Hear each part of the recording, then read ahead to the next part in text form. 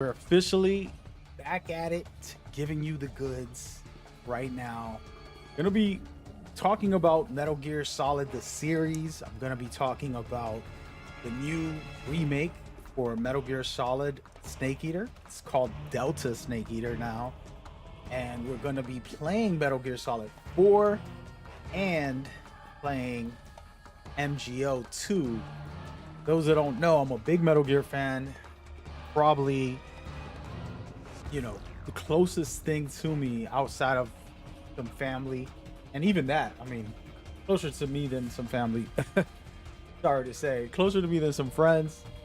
There's the Bible, then there's Metal Gear, as far as like my appreciation for something that inspired me, motivates me, lifts me up, and takes me to better places. So absolutely coming through. Share your time, share your energy. We're just getting started for the night. Gonna vibe out and kick it with you guys. So please feel free to say hello, see how I'm doing, let me know how you doing.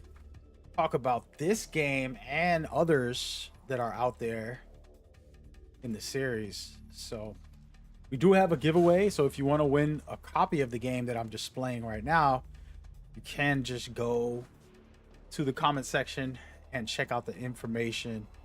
Basically, just subscribe, like, and then when you comment, I will be selecting a winner at some point. All right.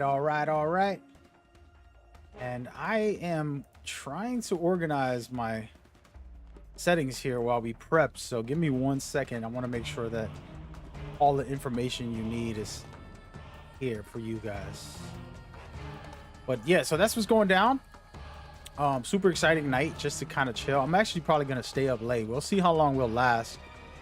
Do have to get up super early tomorrow, guys, so gotta be careful with that. But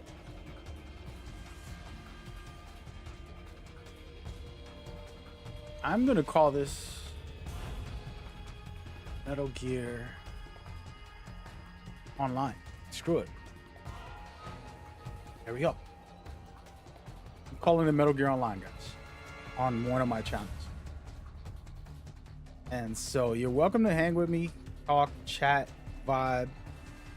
I'm displaying some highlights of the series, some very special moments for me personally, and just cooling out, man. Almost done, guys. Almost done. Give me a minute.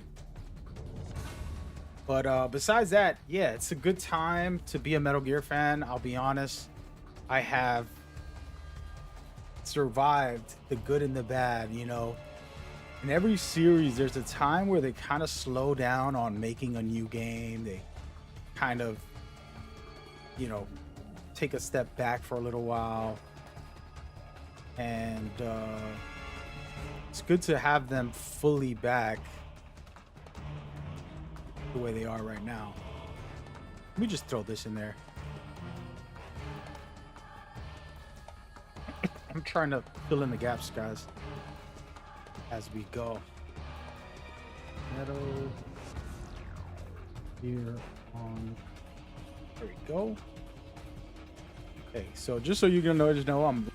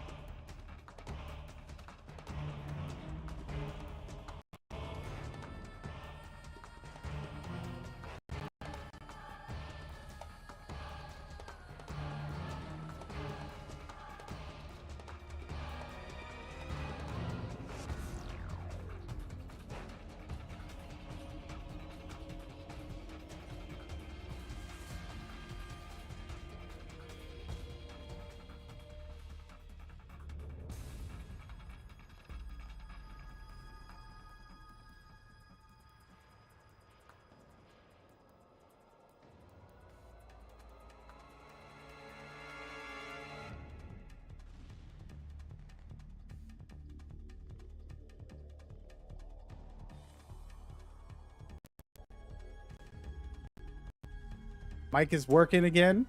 Hello, welcome. Sorry about the quick technical microphone issue.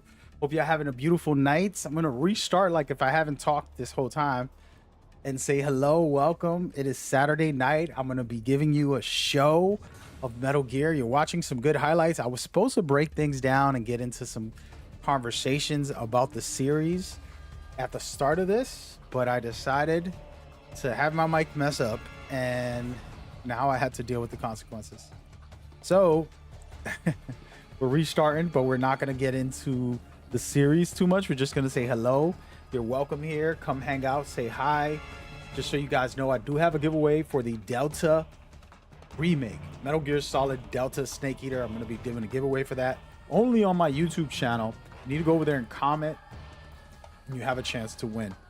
That out of the way, we are vibing out to some Metal Gear Solid 4 and Metal Gear Online 2. That's what we're doing today. So if you want to vibe with me and enjoy yourself, feel free to come through, hang out. We're live on multiple YouTube channels, Mag Gamer INC. That's my brand, but also Metal Gear Explain, my Metal Gear dedicated channel, will also be live. I'm on Facebook, Twitter, Twitch. I'm live on all the platforms. Come say hello. And if I don't respond, it's because you're not popping up. Continue to reply since I have this multi-stream on. What's going on? Battle? Is that your name?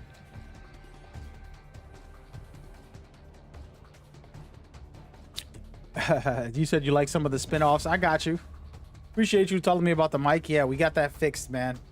Right now we're watching some highlights of Metal Gear Solid, the original. And this game was special to me personally on a lot of levels.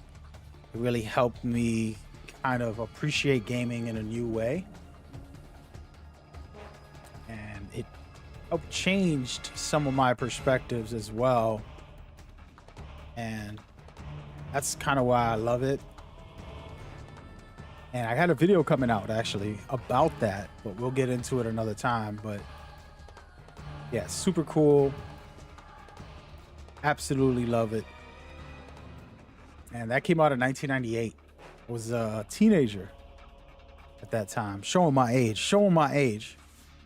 But yeah, I was a teenager at that time, and it was very special. And even this boss fight here, you know, you got Ocelot, such a iconic person. He was such a villain back then, and to think how far we've come, where he became pretty much a hero throughout the series. There are going to be spoilers for about the series.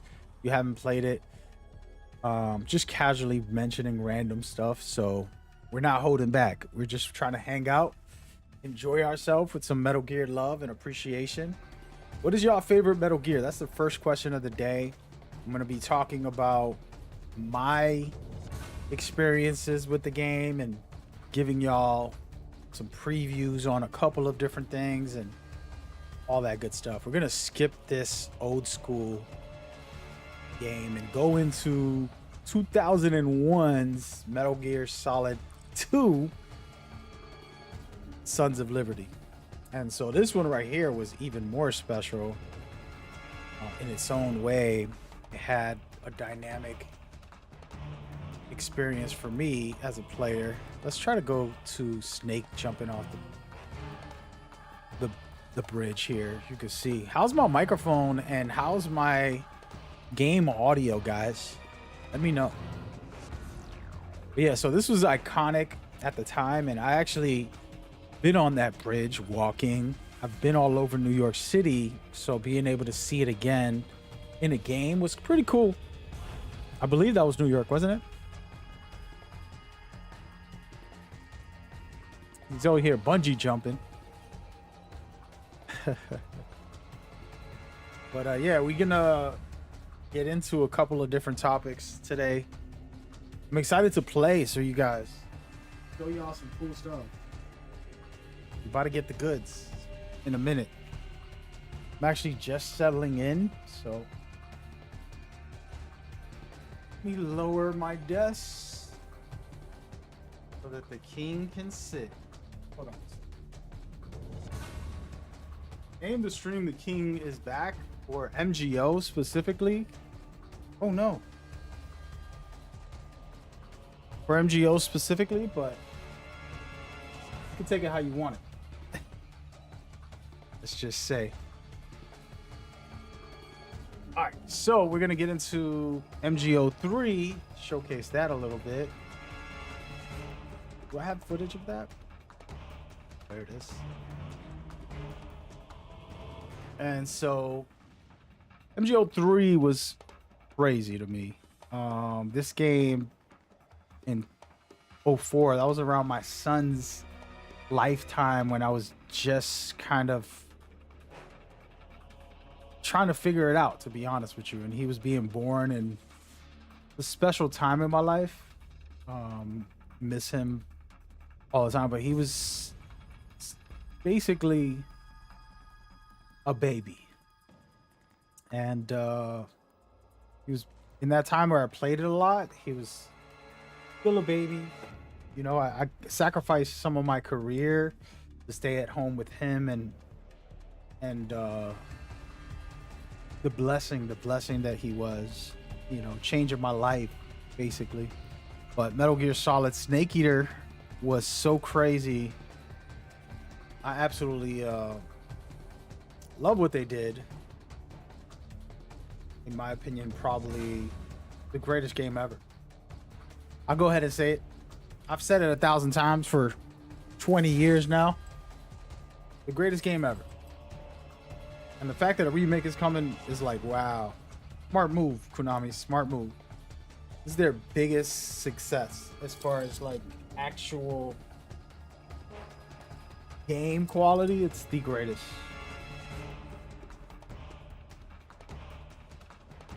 You said Metal Gear is your first for the series. It'll be your number one. Got you. That's a good choice, Jay. Appreciate you coming through, by the way.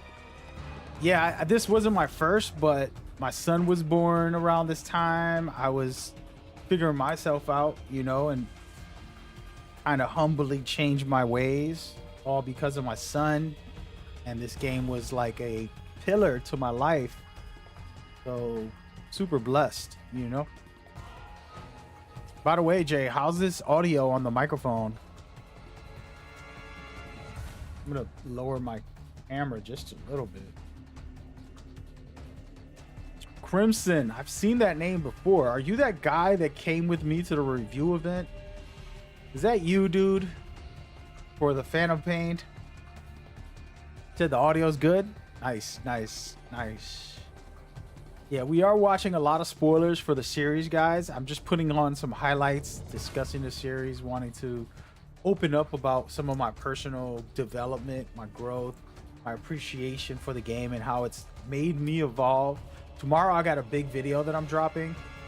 I haven't made the thumbnail actually, but it's already uploaded on YouTube. I just have to publish it. I'm gonna schedule it for the morning because I'm gonna be in the Fan Expo all day. Actually should be meeting David Hayter over there, and will be a great time. So super excited. But yeah, so David Hayter will be there tomorrow. Supposed to go. I don't want to get up early, I'll be honest. I'm supposed to be up mad early to go, and I'm just being lazy. I want to stay up tonight and play this game. We'll see what happens. But yeah, speaking of that, let's move on. I'm gonna jump into Metal Gear Solid 4 because I'm gonna play this in a second, and I want to just kind of go through some of the cutscenes. I must probably skip the cutscenes. I'm also gonna play MGO first, by the way.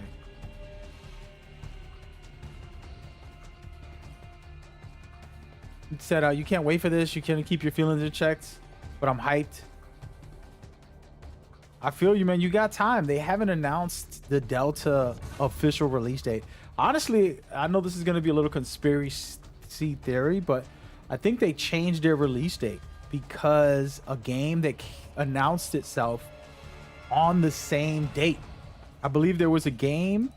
This is what I believe, and I don't want to say much because I'm gonna get in trouble here. There was a game that was supposed to have a release date for the Metal Gear Solid remake for this year, and I believe a company that had a conference announced their release date, which ruined the official announcement for the game. So now they had to redo it and maybe pedal into February or March of next year. That's my assumption. All right. I'm just saying that craziness, you know, just fake ideas. It's not true. I don't got insider info on that. That's just straight up conspiracies. Tinfoil hat wearing mag.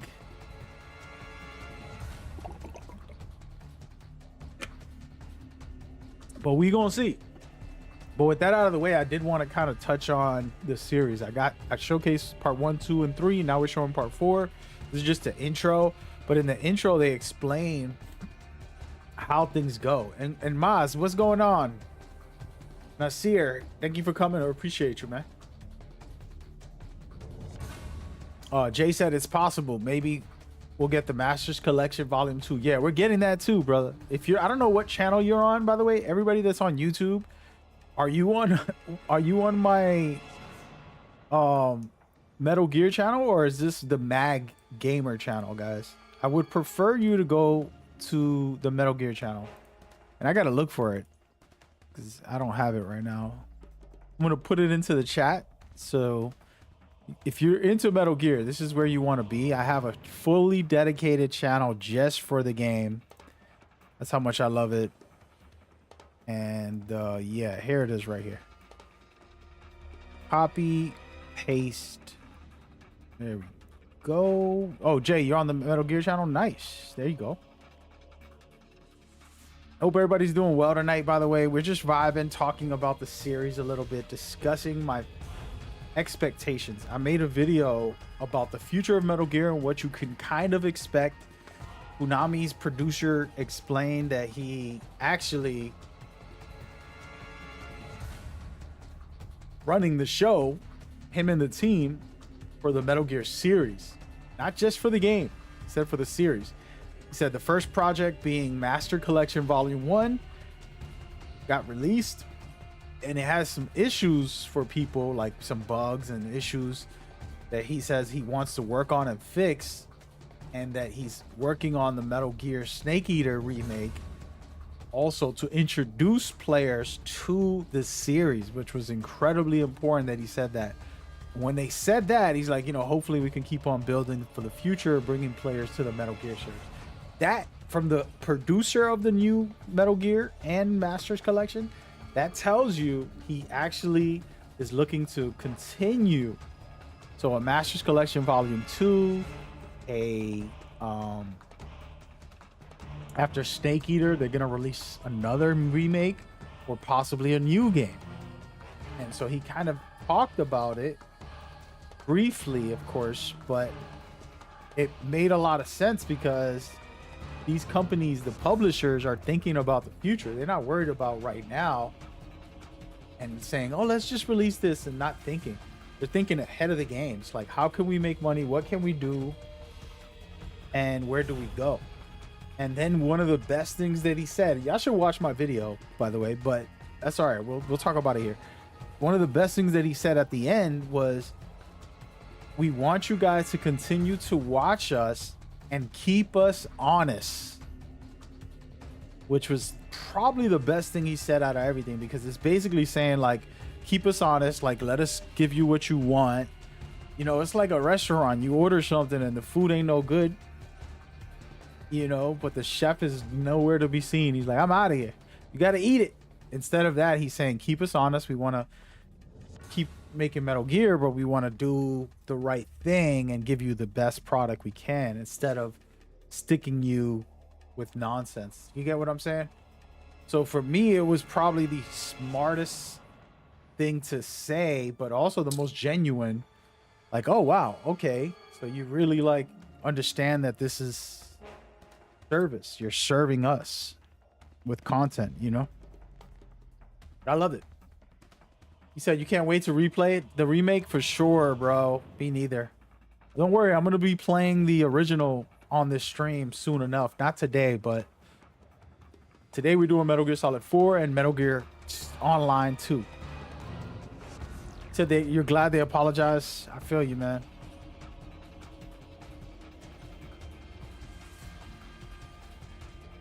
You was playing Twin Snakes, and then you stopped right before Sniper Wolf. Sniper Wolf's an incredible fight. I love that fight. I can remember it like the first time I went through it and having to take the shot. You know, just incredible stuff. I absolutely had a good time. And love the series, man. It's been a blessing to say the least, you know? We're watching Metal Gear Solid 4, discussing the series very quickly, getting into different topics.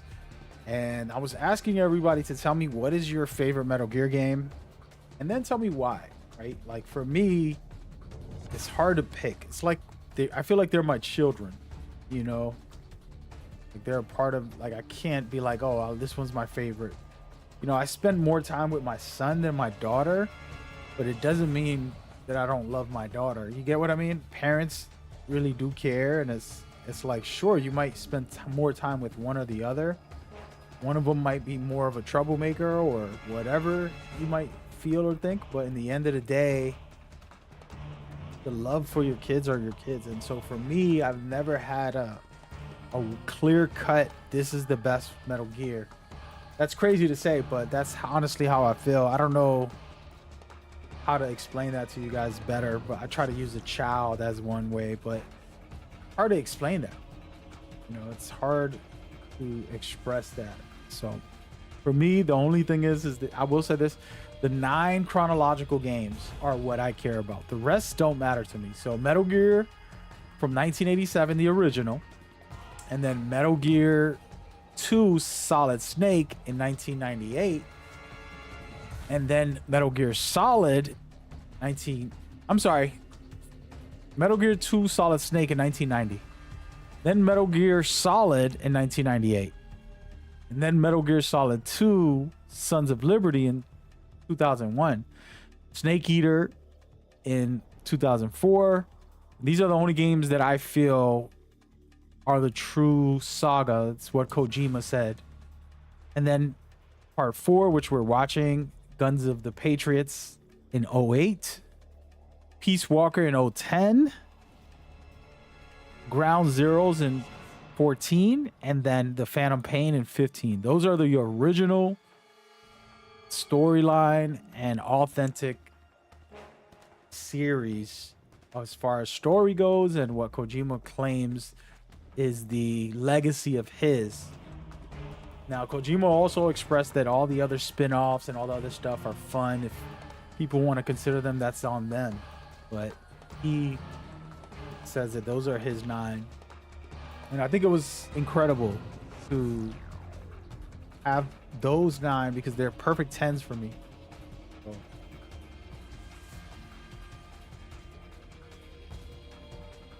So. Yeah, that's how I feel. Homeboy Ambatu, is that how you say your name? Original MGS is my favorite. Pure nostalgia and performance of the actors were great. I agree. That was a great one, man. Absolutely love it. I'm not gonna lie. Judge Drew says, Kojima, who? You talking about the guy who got exposed for the failure of MGS5? First of all, MGS5 was a masterpiece. You sleeping on MGS5. I can do a whole stream about MGS5 right now and educate you on that. But if you feel that way, it's no problem. He said 1 through 4 are the best. I feel you. Oh man.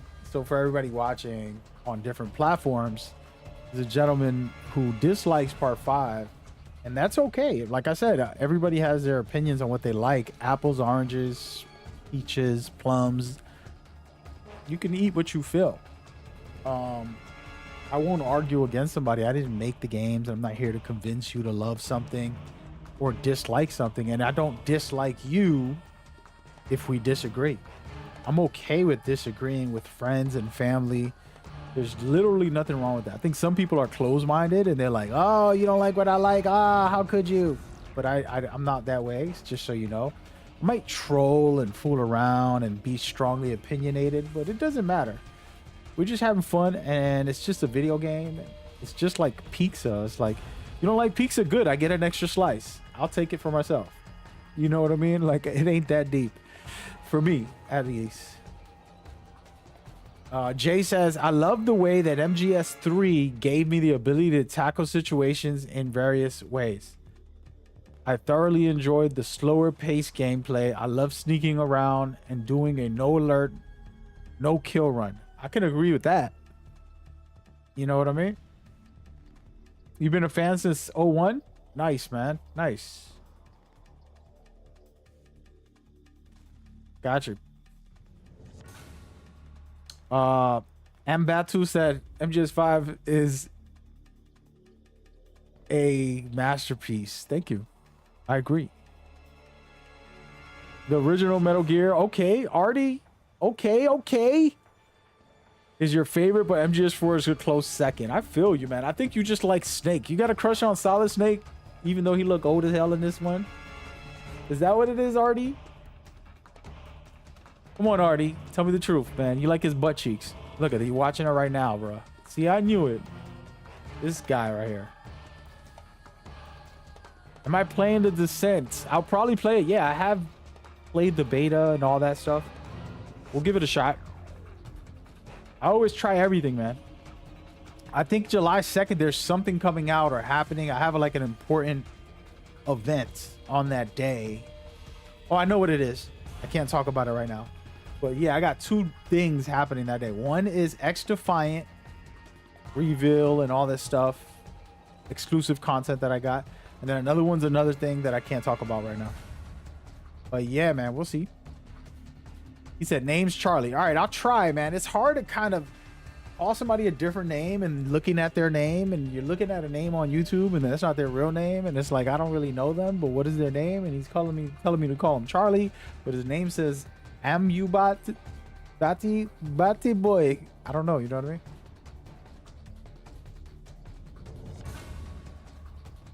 You said you don't believe it was all Kojima? Definitely not. Actually, you know what? You should watch my video tomorrow. Drew, you should watch my video tomorrow. It's gonna be long, and I don't know who's gonna want to watch it. It's almost an hour long, guys. That's the first video on my Metal Gear Explain channel that it's that long. It's already uploaded. I had it there for 3 days. It's just sitting there waiting for a thumbnail, waiting for me to say what I gotta say about it. But yeah, it takes a lot of people to make a game, bro. He said that dummy's thick, bro. See, I knew it, man. I knew y'all was scheming on Snake's butt cheeks, bro. What is wrong with y'all? Come on, man. It's a video game. It's like Stellar Blade all over again. Can we calm down? He said, nah, the storyline's perfect. I got you. I got you. That is funny. Oh, man. Y'all be a mess out here. But yeah, it'll be tomorrow, the video. If I make the thumbnail tonight, I'll put the video out. Basically, it's me opening my heart. Honestly, like, it's the rawest I've ever been. Well, one of the rawest without having a script. And I just really opened up on some stuff. So maybe you guys will love it. We'll see. You said Johnny. Yo, Johnny's my guy. You know what's crazy? I love Johnny so much in this game. He's like the MVP for me. For me, in Metal Gear Solid 4, Johnny is the MVP. I don't care what you say. I don't care how you say it. He was so incredible in this one. And, you know, spoilers, of course, throughout the series, guys. Sorry about that, but we're doing it. With Johnny, you know, his backstory is funny. But his current story, what's crazy is he might be hilarious and like a humorous character in this game. He's really the MVP who saved Snake and saved Meryl and did a lot. Like, he's really important if you think about the game. And we'll go through. Let's see, where do we bump into Johnny? I'm gonna skip through this footage. This is like playthrough footage, by the way. I think it's up ahead, right after this. Do y'all remember where it was? Oh no, it's in the beginning somewhere. It's right after this. Trying to watch. I was gonna let the video play, but now you guys got me hooked on this Johnny conversation. Here we go. Is this it? You going inside? Oh, this is where he gets his little goggles. I'm trying to remember everything. Sheesh. Feels like forever. Oh, it's not even on this clip. It's not even on this clip, man. It's not here. Yeah, we're not going through all that, guys. Too far down the rabbit hole.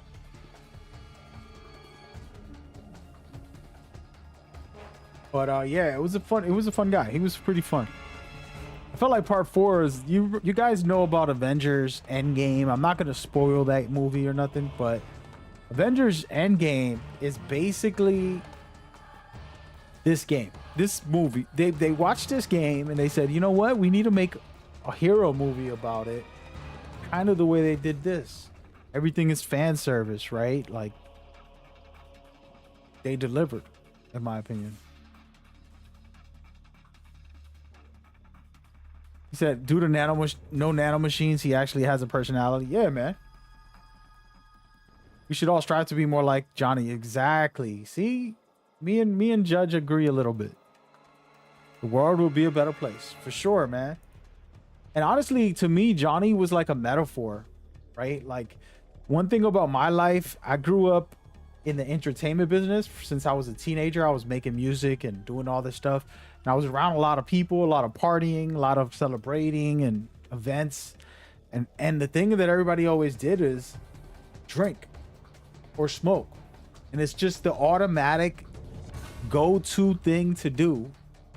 They didn't give you options. You don't got other options. It's like either you smoke or you drink at a party. Sometimes they'll have food. And a lot of times it's just drinks. Like, here, how many drinks you want? You know, and you look weird having a water because everybody else is drinking something. And so that is unfortunate, but that's our society. And even if you go on a date with a girl, hey, let's go for some drinks. See what I'm saying? Like, that's society's pressure. And with Johnny, he actually broke free from that and got away from the nanomachines. Nanomachines are like the metaphor of societal norms, right? Society norms are, like I said, drinking or smoking. There's certain things that people do consistently. And he was one of those people that broke free from it. It wasn't alcohol or smoking, but it's the same concept. That makes sense? And so he's special in that way, where even more than Snake, even more than Meryl. And you think about it, was Snake really enhanced, you know, by the nanomachines? How good can he be compared to somebody without him?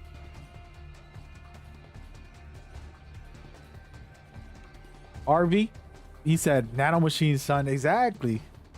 Y'all remember.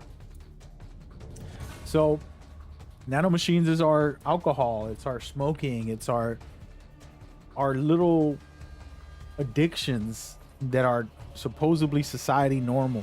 Like even nowadays, like they're legalizing weed after killing off and not killing off, but sticking so many people. Literally, think about this. People spent hundreds, if you added up all the people that went to jail for weed, okay, and they spent 10 years, 8 years, 5 years, 15 years in jail for selling weed. If you can't get those years back, it's hundreds and hundreds of years of that. Right now, it's just legal everywhere. It's just like, just smoke it. Don't worry. We're not going to put you in jail no more. We made enough money. off of the jail system. Now we want to make money off of these stores selling the weed. So it's crazy, man. And it's the same thing with the nano machines. They controlling you in their own way. Of course, it's not a drug, but it's the same example. You know what I mean?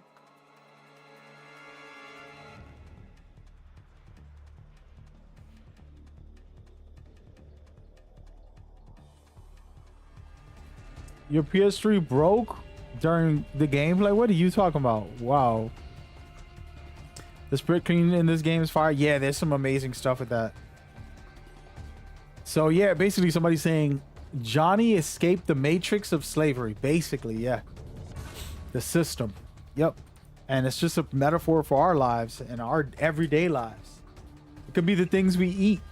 For example, you're eating a lot of sugar and carbs, unhealthy stuff. Nobody told you anything bad. As a matter of fact, children are rewarded with sugar.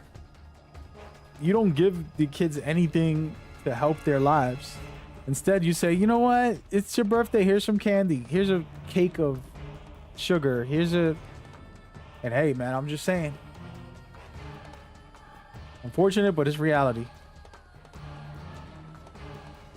But anyway, that's too deep, guys. We're getting too deep down a rabbit hole. Let's talk about this game, right? This gameplay right here was when it started opening up for me. Like, I felt like you're in this battlefield, but you're still being a stealthy, sneaking snake. And to me, that was so cool.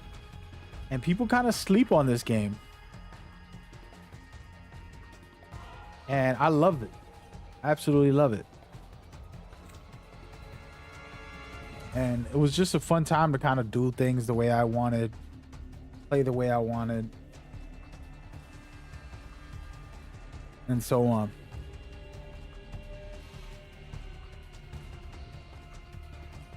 Yeah, I think that's too deep of a topic, man.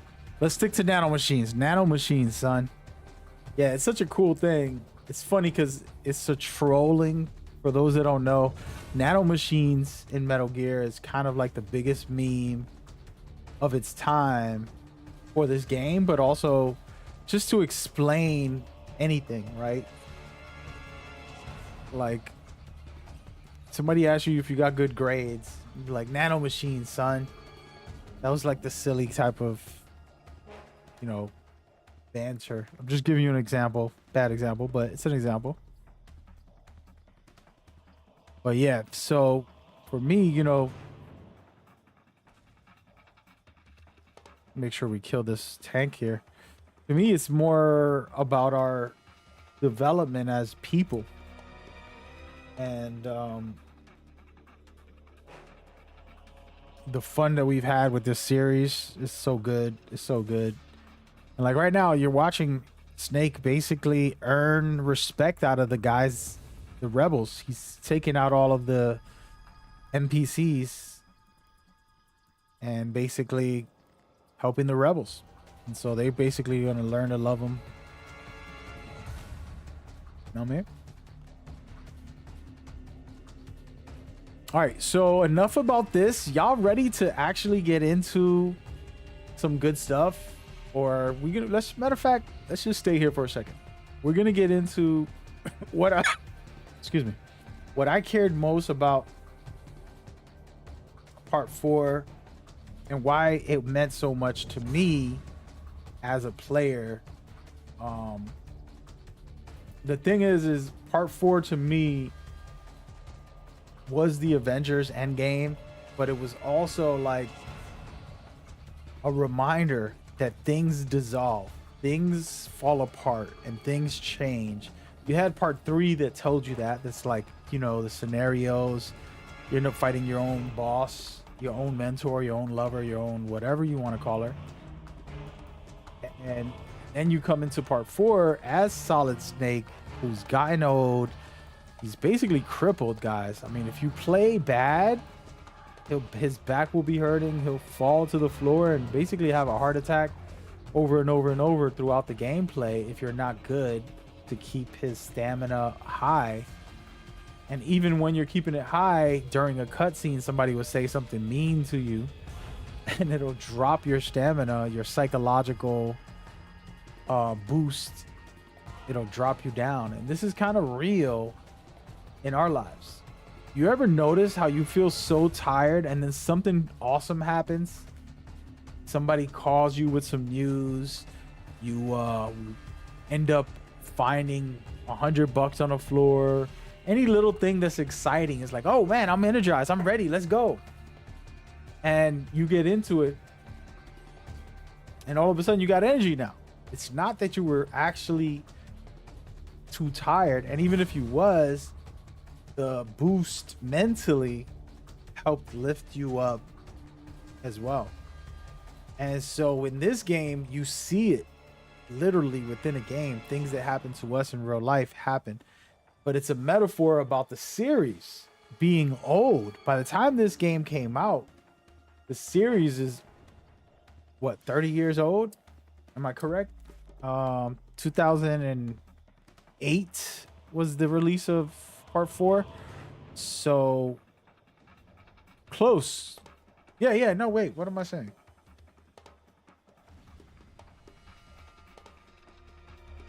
I don't know how to do math, I guess. 20 years. It's 20 years old. And just a reminder of like, wow, been around a long time. Get me?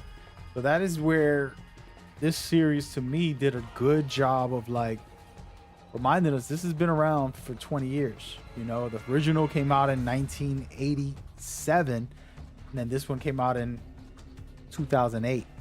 So 21 years. I'm doing my math correct. Somebody correct me if I'm wrong. But awesome stuff, exciting, love it, love it, love it, love it. And there was so much stuff to this game that was like different for me, you know. Even going through this area, like I tried to stealth it all the first playthrough, even with them, and that was so hard.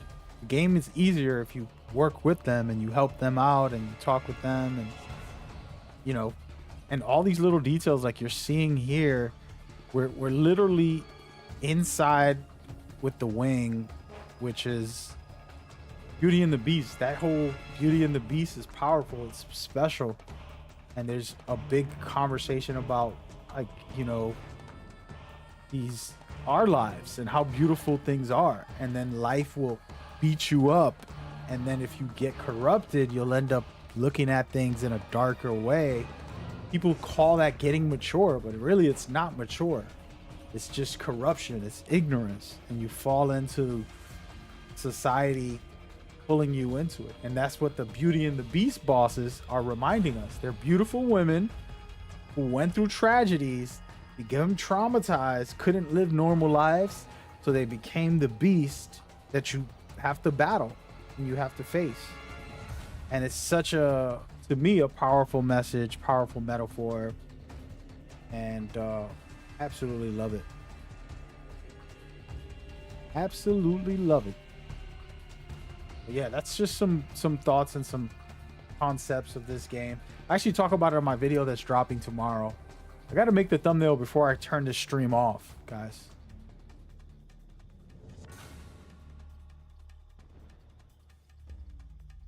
You said Meryl left him because he was getting old. No, I think that when you meet heroes, you know, I've met some heroes. I met some people that I admired and stuff. And even friends that I consider friends, you know, somebody in the chat's talking about how Meryl ghosted Snake because he got old. But what I got to say behind that is, like, sometimes you meet your heroes and they're not who you think they are. And it breaks your heart. And you wish that they were that beautiful, powerful thing that you think that they were, that you were assuming.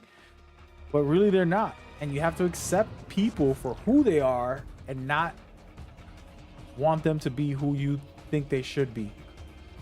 And that's a secret of life in general, as far as being able to accept people for who they really are. And so with her, I'm just making an excuse. This is just a topic changer. With her, maybe, you know, Snake was this miserable guy. He really was, like, toxic. You know what I mean? Like, you think about how he lived. He's like, I only live for myself. He literally was telling her in the beginning, like, I only care about my life. I don't care what that said. He changed, and things started changing throughout the story of Metal Gear Solid, and it was powerful and beautiful. But he was kind of like a douchebag in a lot of ways, if you look at the way he was, and he's always flirting with other girls, and you know what I mean? Like, bro, how Meryl gonna be with that type of guy? You know? So I'm not defending her either, but I'm just saying. But yeah, sometimes your heroes are not who you think they are. I used to lift people up, then they expose themselves to be terrible, and it's like, well, I see who you are now. That's your fault, not mine. You get what I mean? Like,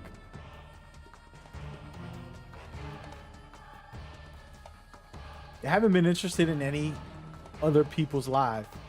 Yeah, exactly. That's what Snake says. Imagine a man on a date with a girl, and then he tells her, I'm not interested in anybody's lives. Like, bruh, you should be interested in everything she do.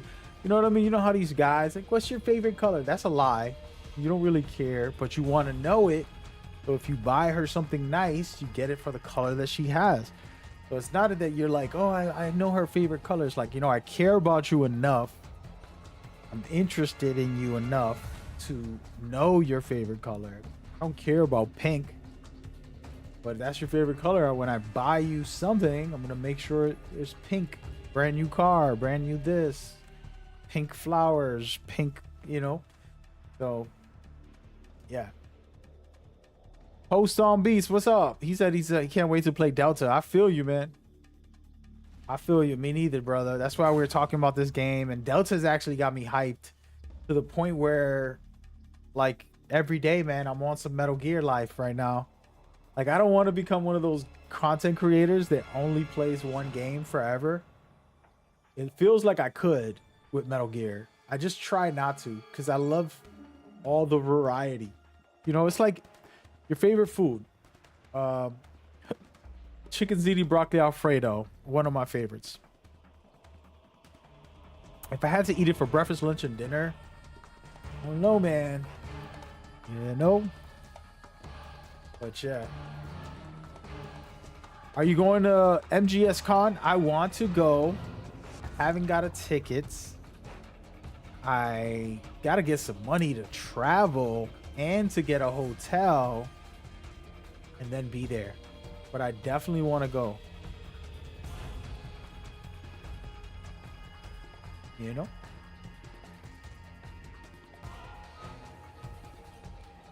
Judge is going in right now. Bro, you wildin', bro. He's like, yo, Snake wasn't interested in other people's life because he's a badass.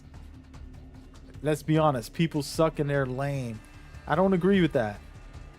But you agree with him. I disagree with you. I think people are amazing. There's incredible human beings out there in the world. Of course, there's going to be some bad seeds. That happens with everywhere and anything you do. You know what I mean? Like, not everything's perfect, but there's a lot of beauty out here in this world. You can enjoy it, in my opinion.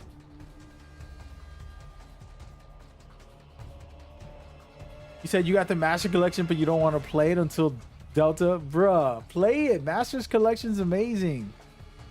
Listen, Master Collection has 5 of the 9 official story games. So you literally can play Metal Gear 1 and 2, which is the originals.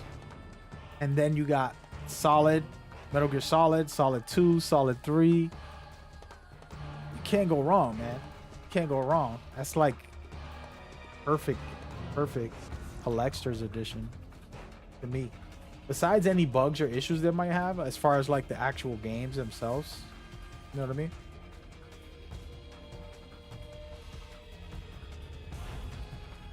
The older I get, the more I realize people are full of shit.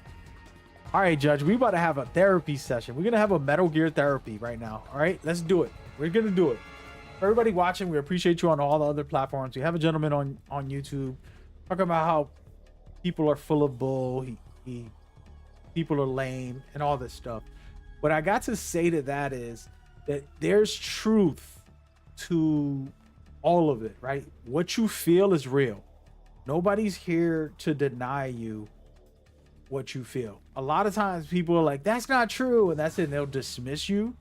And it's like, no, if you feel that way, you feel that way. That's how you feel deep inside.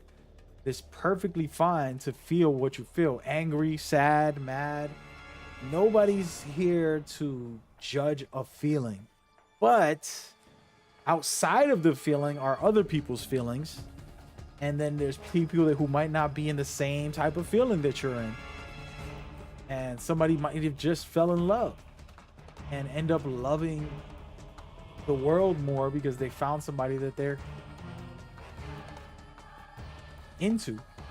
Somebody might have got the job that they love, which they're serving the world, they're doing something positive, they're giving back to the world in a special way, and then they feel like, oh, life purpose is great. I'm not working at McDonald's no more, I'm helping this charity thing, I'm doing something powerful, beautiful, and they feel good about themselves while they help out the world instead of getting paid to flip a burger all day, which is nothing wrong with that, but it can mentally drain you if you don't have any meaning in your life. So the issue of what you're saying isn't that it's wrong and that you're not feeling what you're feeling. What I would say to that, and I'm not here to like counsel you, by the way, but what I will say to that is that we as a people, we're born in this world and we have the freedom to be anything. So yeah, you can be lame. Yeah, you can be on some BS. Yeah, you could do everything you were saying in the chat. You can be all those things. Fine. That's your choice. Or you can be the opposite and say, you know what? I know that that guy is no good. I know that that girl broke my heart. I know that this happened, but I'm not going to be like them. I'm going to try to be better and give the world back something positive and do something productive rather than destroy. I'm going to build. And you can do that, but it's a choice. And now it's also a choice about who I hang with and who I'm around and who I rock with. I grew up in New York City around, and I hate to talk about this on my streams, but it is what it is, around pimps, drug dealers. I mean, like really hardcore killers. I've been around the worst. It's scary. I'm still traumatized by it. It's not fun because every day you feel like you're gonna die. And it's like a war zone, just like you're playing a video game. That's how it feels every day in the streets. And I honestly will never recommend that to be happening. Instead, at my later ages, I'm hanging around doctors, teachers, you know, people doing, I just hung out for these past 3 days with Tony Robinson on a conference call on Zoom. He's incredible. He's done a lot of amazing things. He's a great businessman. He's doing positive things. Those are the type of people I'm around now, compared to saying if I still hung out with the drug dealers, I would feel like you feel. Everybody's fake. Everybody's lame. Everybody's bull BS or this or that. And so there's a certain amount of choice and freedom we have to put ourselves in the right positions to be around the right kind of people. And it's not easy because sometimes, I hate to say this, but family members, your best friends, are the ones you got to get away from. Are the ones that you like, you know what, they're not really helping me. They're not motivating. They're not inspirational. They're not pushing me. They're pulling me down. I got to get away. That's the honest truth. And I'm sorry for everybody else listening. I just had to speak some truth to the gentleman in the chat. I have not looked at the chat this whole time. And some other people are agreeing with me. Not all people are bad. Got you. True, not all. Got you. I got you.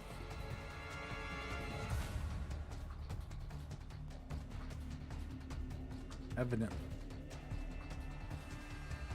Last time you played Metal Gear was high school, bro. You gotta play that now. That's way too long. Said you're a good guy. Nah, man, I'm not a good guy. I'm just trying to be better, right? Need more people like you. I don't know about all that. I'd rather all the unique people. A fellow New Yorker, Crimson. You from New York? Okay. Let's play some Metal Gear. By the way, guys, y'all want to see some?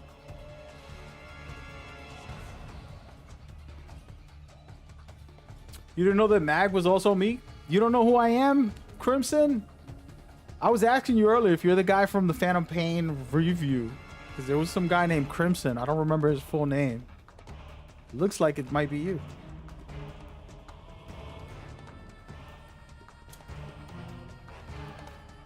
You said you cut your whole family off and focus on you. I wouldn't say that that's always healthy either. You always got to be around people that love you. They don't necessarily need to be like, I love my cousin, but he's a drug addict, right? So now I can't be around him every day. What do you think is going to happen? It's like, I got to go to work. I got to go to events. Tomorrow I'm going to this game fan expo. If I brought him, he's gonna steal something from there or something. That's not happening. So I'll hang out with him when I visit him at his house, you know, things like that. And it doesn't mean you got to disappear from people, but you just want to be around the right kind of people that can support you, love you, and you can love back without any danger, you know. So that's all I got to say about that. But I feel you guys. That's some deep stuff, man. We're not even talking Metal Gear no more right now. This got into like real life. And why am I so red on this camera? What did y'all do to my camera, man? Can I fix this? Let me see. I'm gonna go to my little editor here. Oh, that's not gonna work. How about that? Is that better? Is it better like this? I think it is better. I'm gonna keep it like that. How do you feel about that? I feel like that's better, guys.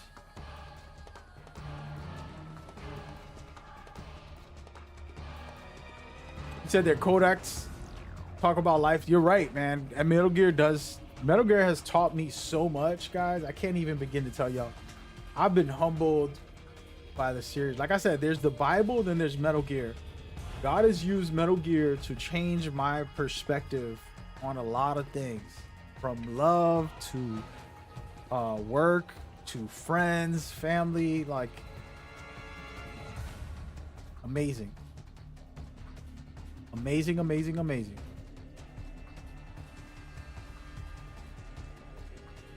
Other games don't get deep. Yeah, that's true. Sometimes they really don't.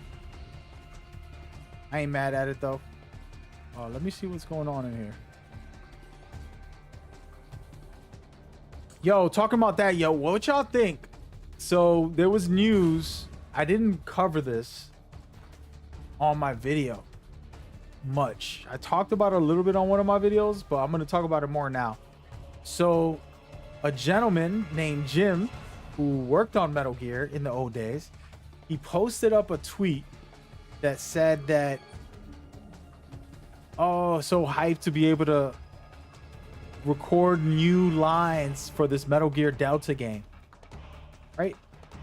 And then the news came out from the producer. He said, we invited voice actors to record the new control schemes, but he didn't confirm or deny that they didn't record new lines. So people are speculating that there's new lines and that like we're gonna have all this new stuff in there.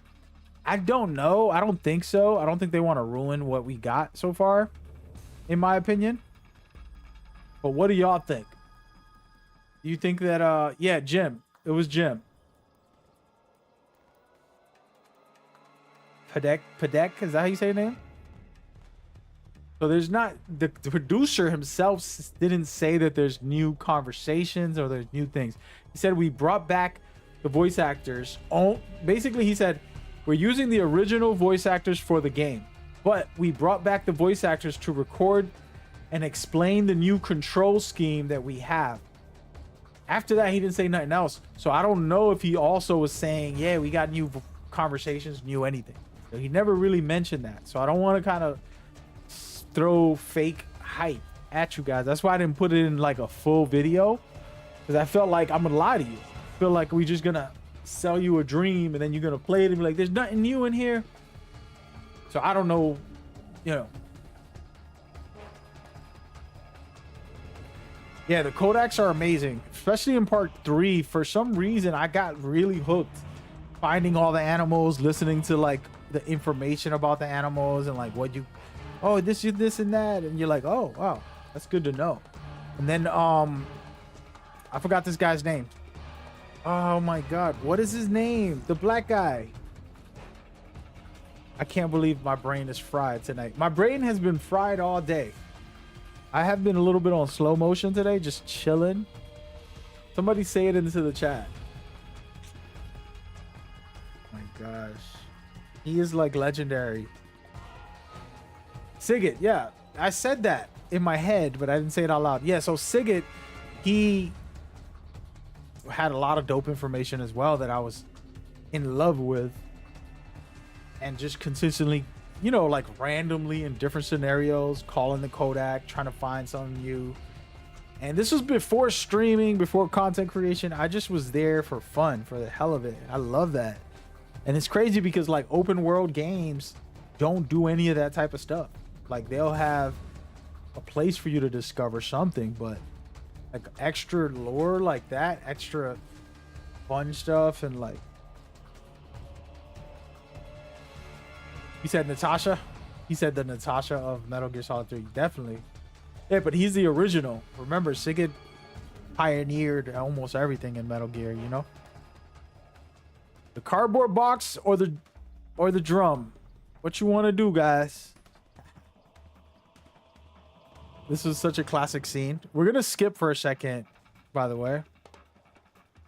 Somebody was trying to diss Metal Gear Solid 5. I want to take a moment. Do y'all mind if I do this? I want to take a moment and talk about Metal Gear Solid 5 to kind of shut somebody down real quick who's disrespectful in my chat.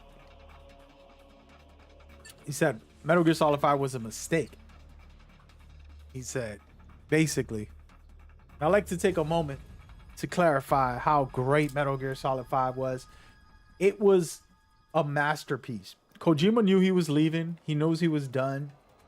And he decided to give us the most powerful piece of art in the series in a lot of ways. And I have a video explaining it in detail. It's probably my first video on this channel for the Metal Gear Explained, where I explain a lot of it. I'm not going to go too deep down that rabbit hole, but what I can say is that nothing is real. Interpretation is everything. Okay. And this conversation is so good because in this game, the interpretations of Big Boss or the Phantom Pain, aka us, the representation of Big Boss, and we've always been the player. We've always been in control of Big Boss, but have we really been in control, or has Kojima and Konami been in control of who Big Boss was? And this game kind of makes you reflect on that, because at the end you become crowned Big Boss, and you're said that we are one and we represent who Big Boss is. You, the player, and me, Big Boss, and Venom. So it's basically a trio / 2 players becoming one, all representing the series, not just this game, in a special way, with that tape that they installed, and they said, you are me and I am you. And to me, that was probably the most iconic in Kojima's lifetime to bring it all together. And so regardless of what happens next, you're getting Solid Snake, Liquid Snake, Big Boss, all of these people, they're all under us, the player. We're in control of the series. And that is the way he ended that, to me, was so poetic, you know. And you listen to Paz, and she's like, you can kill Zero, you can, you know, massacre, what's his name, Skullface, which they're doing in this video. You can do all of these things, but it'll never bring me back. aka it'll never bring the peace back. And it's such a powerful message. I cried anytime I hear the pause in Metal Gear Solid V: The Phantom Pain. Anytime I hear Pause's final message, the powerful message, I cry like a baby, because I think of Kojima saying those words to me. I think of Kojima expressing everything that she says. Does anybody have the transcript of what she says? Let me look it up. I've never looked this up. I have the file, which I can put it on for you guys to listen to, but I never...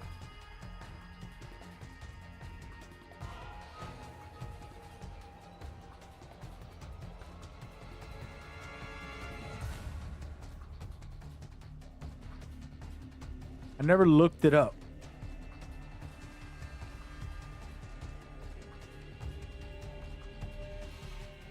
Anybody have the words that she says?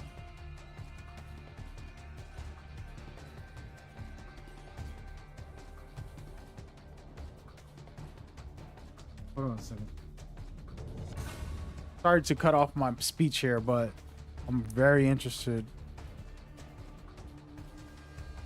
to see if I can find it.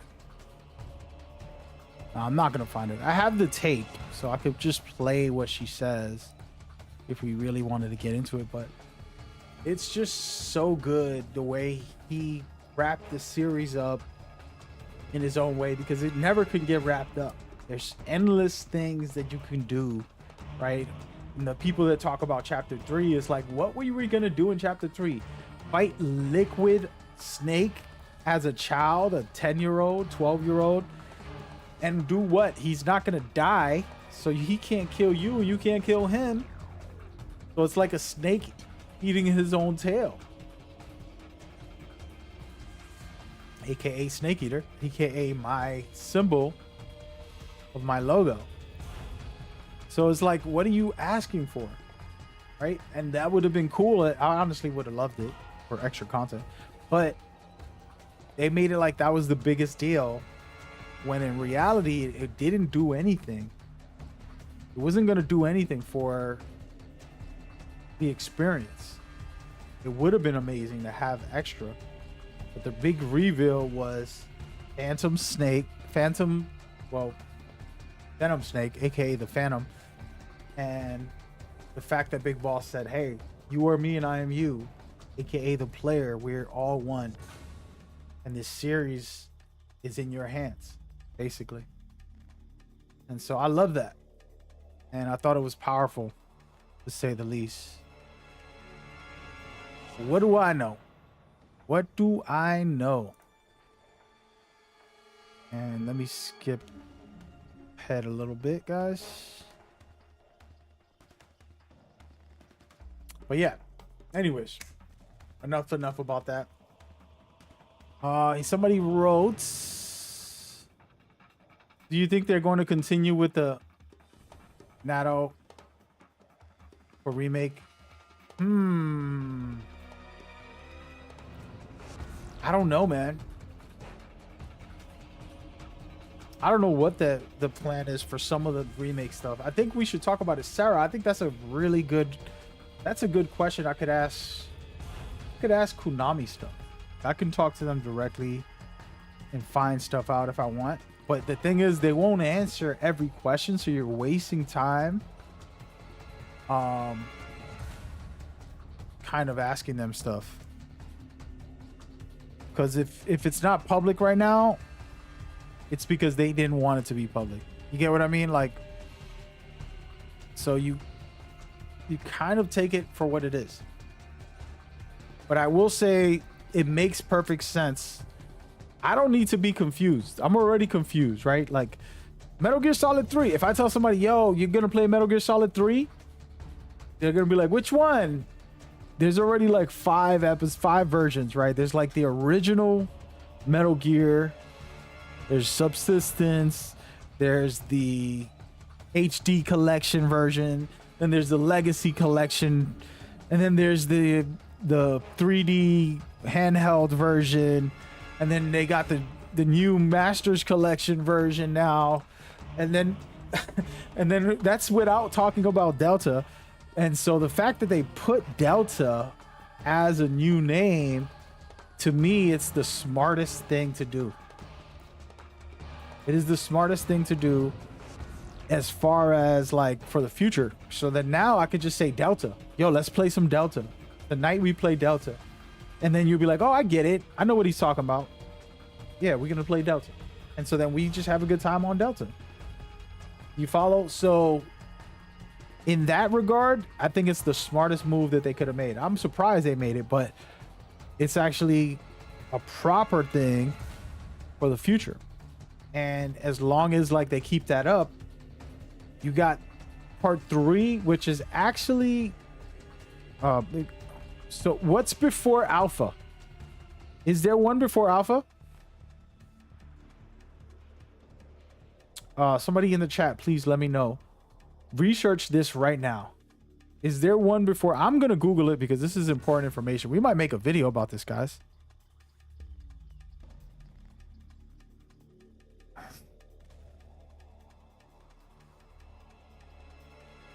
Is there a name before alpha? All right, that's what I'm saying. That's what I'm Googling right now.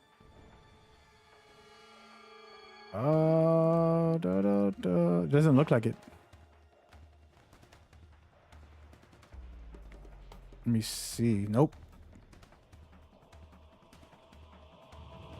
Doesn't look like there's one. So the reason I asked that is because I'm thinking of Delta is number 4, is the 4th installment out of these. So in reality, Metal Gear Solid 3, I hope I don't confuse everybody with the next sentences I'm about to spill because it's a lot of nonsense. I've thought about this a bunch, but first of all, Metal Gear Solid 3 is actually part 5 of the Metal Gear Solid series. All right. The 2 first original Metal Gears didn't have the word solid in them, not officially. The Metal Gear was the original release. Okay. That came out in 1987. And then Metal Gear 2, remember, Metal Gear 2, no solid in it, came out in 1990. Okay, it did have Solid Snake after Metal Gear 2, but that's that. So if we're gonna talk about like numerical numbers and what are they gonna do, how are they gonna do that with the phonic alphabet when it comes to the NATO alphabet, basically, Delta's 4. So it doesn't make sense in that regard. If I was trying to be like, oh, there's only originally the solid out of the Metal Gear Solid series, 3 is 3. But if we go backwards into the 2 originals, that's not 3 no more. So here's what I should make a video about this. I am going to make a video about this. As a matter of fact, thank you so much, Sarah. You just blew my mind with an idea. I'm going to do a video breaking all this down and coming to the conclusion that I feel right now. And y'all tell me what y'all feel about this. This is what I'm going to say. I'm going to say that Delta exists because it is the 4th game that they're going to have from the remakes. And once they go backwards, they're going to have Metal Gear Solid 1 and 2, and then 3, of course, the remakes. But the other remake, Alpha, will end up being 2 games being remade into 1. So hear me out for a second. In Metal Gear and in Metal Gear 2, Solid Snake invades a base in part 1, kills off Venom Snake. Right, we know that. He takes him out. He's done. He's being commanded by his boss, Big Boss. But then they'll keep that all in one game and then let you play a Solid Snake for the next part, which is the same game. And you're fighting the real Big Boss on the second storyline. So y'all hearing what I'm saying? So the remake that they'll make, they're going to put 2 games into 1. They're going to put the 2 original old school 19 whatever century year olds games into 1. That way we could experienced those two originals. They weren't solid, but they're the alpha of the series. So then you have Alpha, Part 1 and 2, Metal Gear, the very pixelated versions, remade. And then you got Beta, which is Metal Gear Solid 1, where you play as Solid Snake, you meet Meryl, and you go through Mantis and all those people. And then you play, where are we at? Charlie. I'm lost, right? You play Charlie as Metal Gear Solid 2. It's going to be Metal Gear Charlie Sons of Liberty. Right? And then all of a sudden, we're good to go. What do y'all think? Am I crazy? I'm definitely crazy, but that's okay. But another thing that I want to point out to debunk myself, because I like to do this, to debunk myself, Delta is not actually what we think it is. It's not about the actual NATO alphabet. It's actually a Greek meaning behind it. Right? So the Greek meaning behind Delta is to add value to something. You're not changing it. You're adding value to something. So that's what Delta stands for. And that's what the producer in an interview last week said. I have that in my video. If y'all want to watch that on Metal Gear Explained. I break that down. And then I also explain that could be... Well, I didn't explain that. I thought it. I explained that could be like the series' new title. So if he explained that Delta's meaning is the Greek word adding value to something, so that's what the remakes are standing for, like trying to make it better, trying to improve it, trying to help it, you know, then there we go. So now what I would like y'all to do, because y'all smarter than I am, right? And we need, if you're smart enough, if you're slick enough, you hire smart people to do the job for you. So I need y'all to do this for me right now. We're going to do the homework at this very moment. If you can Google the NATO,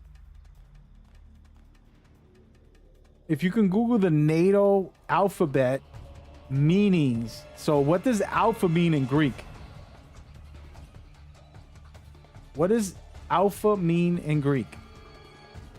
That's what I want to know. What does beta mean in Greek? What does Charlie mean in Greek? Okay? That's what I want to know. You said Metal Gear Solid Charlie? No, it'll be Metal Gear Solid Beta. Okay? And then Metal Gear Solid 2 will be Metal Gear Solid Charlie, Sons of Liberty. And then Metal Gear Solid 3 is Metal Gear Solid Delta, Snake Eater. Does that make sense?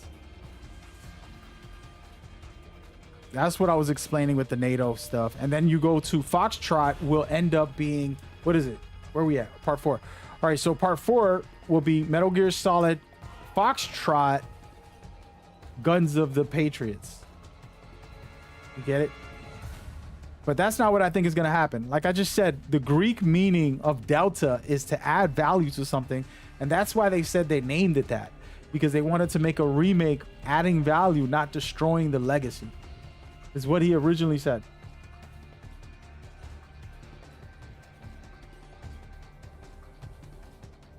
All right, I'm confused at what you're typing in here. First and primary, what are you talking about? Mbatu. Said you're officially in the game. What are you talking about, Willis?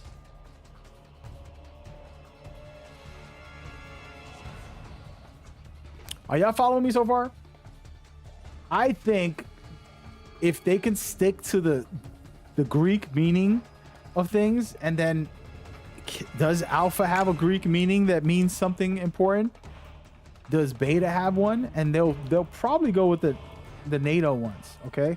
And I'm gonna look it up my damn self because y'all too slow for me right now. Greek meaning. Let's see if there is one. Greek meaning of alpha. All right, in Greek, it stands for the first letter of the alphabet. Has a value of 1, is derived Nope, doesn't really have anything of meaning.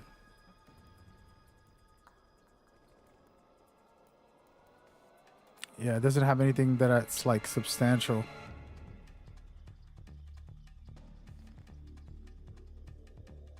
Nope, not from what I'm seeing. Not from what I'm seeing, guys. Yeah, I had to give it a look because this is interesting. This is a good topic. This could be a good video.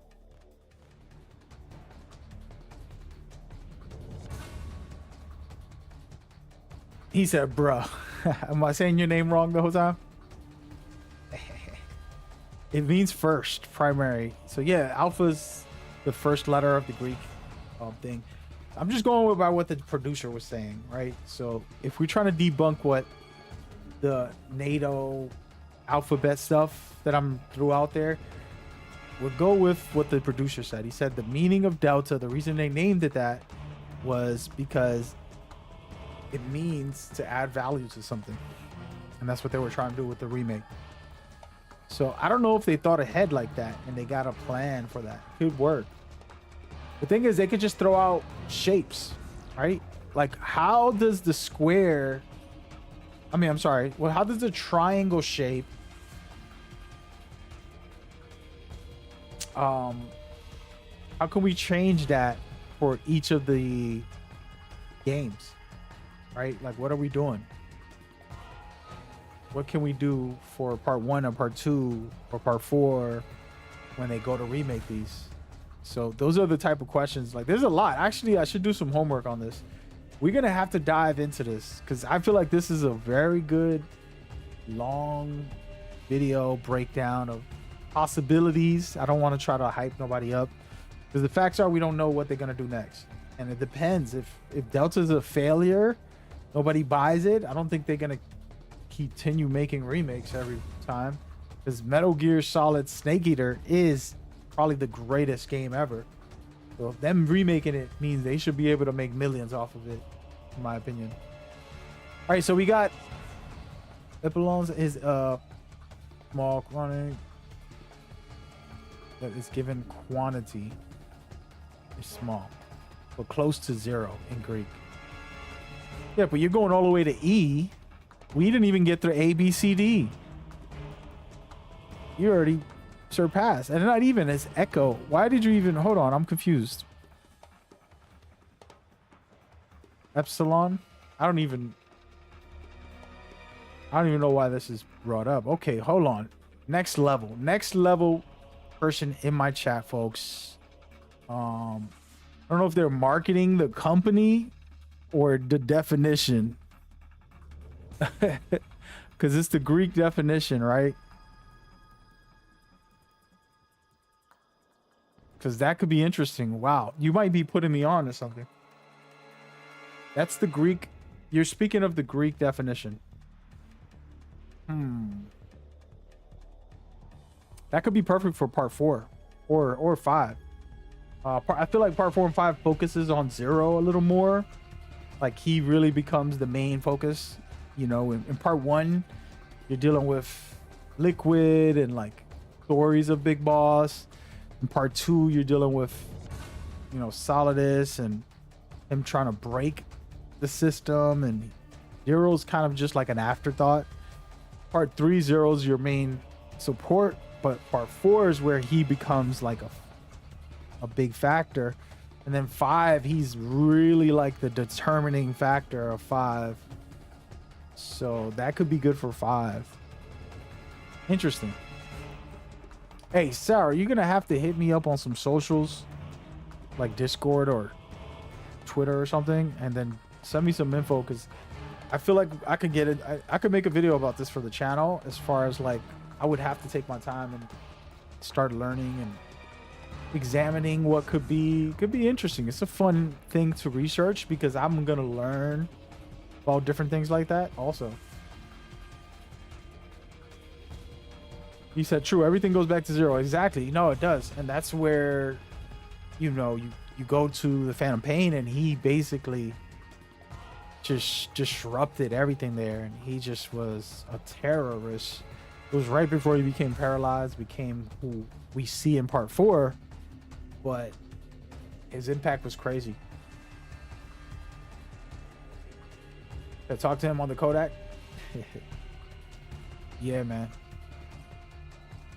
Hey, I'm saying, you said we're cooking something. Like I said, Sarah is doing great. Like, it was inspired by them to a certain extent. I've had this conversation on my streams and like some of my videos. I talked about Delta. I explained what it was and all that good stuff, but I didn't go into like a theory of the future names. I said that it can do that, and it makes sense because you don't want to confuse the fan base.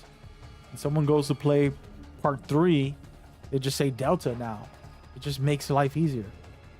But what will that be?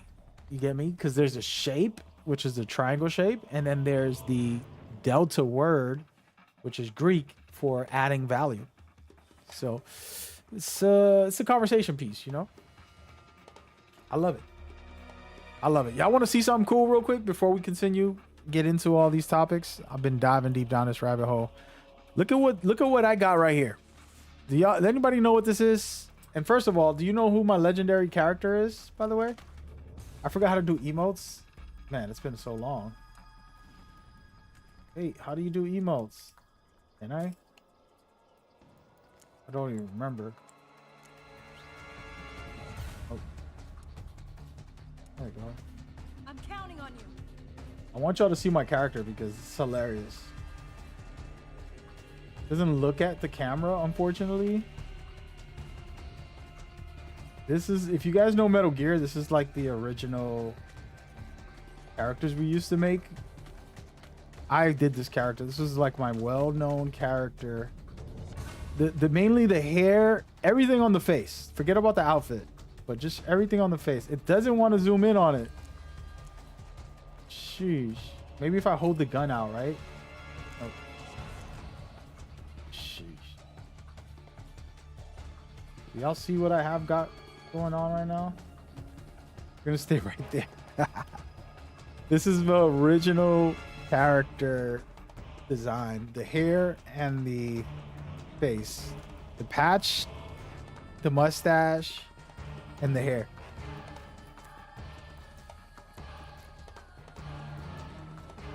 Back when I first started playing MGO, I used to troll people.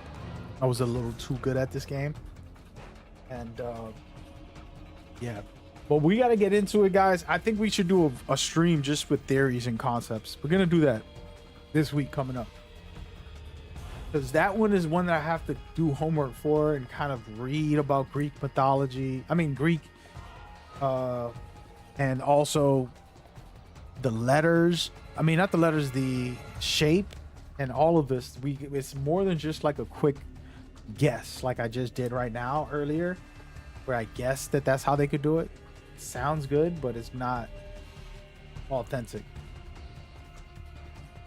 You said you never got to play MGO? Well, this is it right here. MGO2 live in the flesh. This is literally me on the controls right now, by the way. So this is not a video. Me. I want to get back into it. I got to practice a little bit. So the way I used to play, I used to be really good with the headshots. And it's been so long, I feel rusty. So there's this little trick, and I wanted to showcase some of this trickery that I used to do.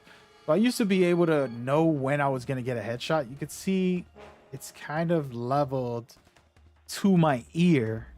Okay. So for example, boom, that's where I hit the headshot, right? But you got to look at it when you're not aiming. On my right side, it's right over where my shoulder is.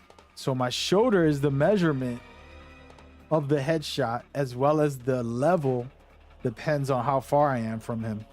Right now, he's at ear distance. So like right where my ear is, I could hit the shot, you know. But while I'm running, I have to be able to hit the shot as I run, because I don't want to get shot, right? So I'll do this and then get the shot off. And this is a trickery you'll see a lot of players kind of like going back and forth. They're really just measuring this. They're not going to stand still and shoot you like this because you're going to die. But what you can do is run around get the shot, you know, like that, which I'm not doing a good job of right now. But that's what it is. But yeah, this is the PlayStation version of the game right now. Somebody on other platforms. We're on YouTube. If you guys want to come over to YouTube, there's some really great people in there. I have an actually important topic. I'm gonna take a note in a couple minutes about this conversation about Delta, because I do want to make a video about it. I think it'll be fun to discuss it in deep detail. Until I do my homework, I would not make a video just yet. But yeah. So we're gonna get in there. We're just practicing right now, kind of with the dummies, just hanging out. Nothing too crazy. I actually don't zoom in when I play this game. Unfortunately, I'm a rookie. The reason I don't zoom in is because I got too good with movement in this game. And like, you put the pistol on and you're like able to hit your shots, which I'm not doing. Like that. In this game, it's the most skill-based game I've played to date. Even to date, like, it's that good. It's gonna be very difficult for a lot of people to play this game, because headshots are so valuable. You can take out anybody with one shot, no matter what weapon you use. As long as it's a headshot, you know, look. Wait, hold on. Come on, buddy. Oh, maybe not one, but you get me. So a video theory about Skullface being involved in Snake Eater. It's not a theory. It is not a theory. It is not a theory. Spoiler alert, in Metal Gear Solid V: The Phantom Pain, it is confirmed that Skullface was involved with Snake Eater. I gotta practice. Yeah, I gotta be able to hit that shot right there, because it's one of those things where if I stay behind cover, I aim perfectly. Oh, right here. Let's just see. Ready? This is the shot I want to take, right? So now I get behind cover.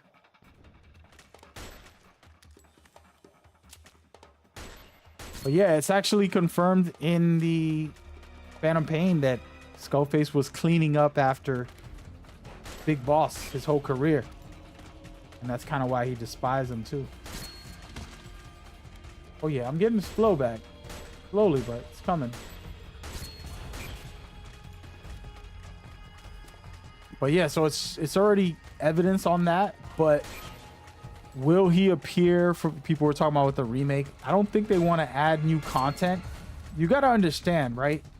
Konami has been a punching bag for a lot of the toxic community. They're just like, anything Konami does, it doesn't matter. Like, people are gonna flip out and go crazy to them. It's just unfortunate, but he said you was a janitor. Dude, you're hilarious. No, not a janitor. He was like the cleanup crew. While they were on their missions, they would send the cleanup crew to, you know, finish off a mission, you know, hide evidence, destroy things, or to do all of that stuff. And it would be cool to have him in Delta, but what I'm explaining is, like, Konami has been a punching bag for no reason, right, other than the Kojima thing. Because here's the thing, like, Metal Gear would come out with a spin-off every 3 years, and they have like 15 spin-offs right now. Yeah, well, maybe more than that, but in my head I'm counting 15. But we got like 15 spin-offs, which half of them sucked. Let's just be real. I'm not a hater, right? I'm not here to talk trash about Metal Gear spin-offs, but half of them sucked, you know, and then some of them were amazing, right? You got Metal Gear Rising, you got Portable Ops. Those are two of the greatest spin-offs in the Metal Gear series. But the rest of them are forgettable for the most part. But Peace Walker's not a spin-off, Adam. What's going on, Adam? Thank you for coming by. Peace Walker is official lore. Well, just so y'all know, I go by, let me write this down in my chat, all right? I'm gonna go tell y'all what I go by. I go by Kojima, okay? Just so you can understand my lingo. so you can know how I rock, how I really feel. Kojima legacy is what I go by, okay? So everything else is uncivilized. That's how that's the best way I could put it. Everything else isn't canon for me. This doesn't mean that they're not good, doesn't mean that they're not fun or whatever you guys want to, put on it. Spin it how you want it. But for me, it's unnecessary extra content that some of it is good, some of it could be fun. But official, for example, somebody thought that Peace Walker was a spinoff, which is totally wrong. He said Snake's Revenge. That's disrespectfully spinoff. I'm all set. But I'm all set with that one. No offense to anybody that likes it. But I'm all set with that. I'm trying to type these down right now. It's gonna take a little bit. The one thing I hate about Metal Gear is that, like, why do you have such a long name? Why can't you just be like, one name, Halo? Gotta give credit to these one name games. Why would you put me through all this? Does anybody have all the names of the spin-offs? Because that's too much work for me right now. Honestly, I can't do it. Anybody got the list of the spin-offs? That would be good to add to this list I'm making right now. Boom, boom. It's taking longer than I thought. I suck at typing. Gotta go back to school, guys. I think that's my list. Let me see it. Let me see. This is my official list of what Metal Gear story experiences. I'm not taking no prisoners. Let me see. Yeah, that's good. Just so we're not mistaken, we're on the same page here, folks. All right, those are it. I'll read it in a second, but let me check out what y'all talking about. But yeah, so like I was saying, Peace Walker is definitely not a spin-off. You're saying to put Skullface. Listen, I would love it, but the community has attacked Konami for everything, so they're deciding to make a remake that's identical without extra creative ideas. You're asking for creative freedom for a company has been beat up and put down by the community over and over and over. You say you did not know Portable Ops. Portable Ops is a spinoff. You switched it. Peace Walker is canon and Portable Ops is not. Yeah, Portable Ops is not. Portable Ops is amazing though, regardless. You know what I'm saying? Like, it's still good. But MGS1 or MGS3 that talked about Solidus in the credit call. MGS2. No. MGS1. Yeah, it was MGS1. He gets the phone call about the president. And the president is Solidus. All right, so here's my list. I just put it into the chat. Y'all don't have to agree. I'm going out of respect for Kojima. That's his legacy that he said are the main storyline experiences. And I'm going to read them out to anybody that's not on these channels. Metal Gear 1987. Metal Gear Solid. I'm sorry. Metal Gear 1987. Metal Gear 2 Solid Snake 1990. Metal Gear Solid 1998. Let's put on some visuals while I talk, man, because we don't got to be watching my MGO stuff. Metal Gear Solid 2 Sons of Liberty 2001. Metal Gear Solid 3 Snake Eater 2004. Metal Gear Solid 4. Why doesn't it pop up all the rest? Does it not show? Metal Gear Solid 4 2008. Metal Gear Solid Peace Walker 2010. And then Ground Zeroes and the Phantom Pain 2014 and 15. Those are my official Metal Gear games. There's spin-offs, guys. I don't remember all of them. I kind of do, but I'm not gonna type them all in there. But let me check it out. Is there a list online for all of the spin-offs? It's gonna be hard to find this. Sheesh. I don't know. Can't find it. Come on, man. Nobody got a list of this? I know I've posted it on social media thousands of times, talking about all the spin-offs, and I'm gonna type in every Metal Gear game made. Every Metal Gear game made. What the heck? Oh, here we go. All right, so let's just go off spin-offs. Y'all should just look at my screen real quick. Let's do that. How about that? Y'all can see what I'm doing. Let's not even watch these videos. How about that? Make me way. All right, let's watch my screen. If y'all don't mind, we're gonna dive into it. How do I put this up? I just want to capture my windows right now. Getting a little lazy with it. There it is. Okay. All right. So here it is. Let's just take a quick look at this. Y'all tell me, let's do a ranking real quick. Y'all want to do a quick ranking with me? Ghost Babylon is definitely a spin-off. There's a limit to the chat. Yeah, no worries. No worries. All right, here we go. All right, well, let's zoom in actually, because this is a lot. They have a little cheat here. I actually never seen this before. You're gonna cheat sheet it right now. Hopefully this pops up on your screen big enough so y'all can see it. It lets me zoom in like that. There we go. We're gonna start from the top and then we'll go from there. Let me know what y'all picks are, what you rating these spin-offs. I actually don't entertain the spin-offs as much. I play the main storyline over and over and over. But Snake's Revenge, I played it maybe twice. I'm not playing it again. Probably not. I don't know what to say about it because I don't remember it as much. When it came out at the time, I was young and I haven't played it since basically a long time ago.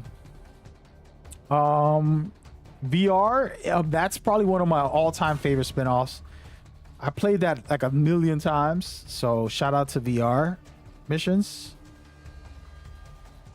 Babel, what's funny is I've never played this. Never played this. I've never been interested. It was a handheld game, and it was just basically a game between Metal Gear Solid and Metal Gear Solid 2. And they just took those mechanics from both those two games and threw it in there. As they were developing the real part 2, they had this like alternate version world. And there's a lot of like interesting stuff in there, but nothing that I say was like my all-time favorite. Maybe if they made it into a cinematic, you had Gray Fox in there, and there was some really ridiculous things that happened, but negative. Twin Snakes is a spin-off in my opinion. That's all I can say about that. Acid and Acid 2. Who played this? Who played this? I tried this. I can't do it, guys. Let's go in here. Acid. Can y'all see that? I'm so sorry to say this. I've never been an Acid fan. Like, I don't play turn-based games, and this one was like, I played it for the story just to learn what was going on.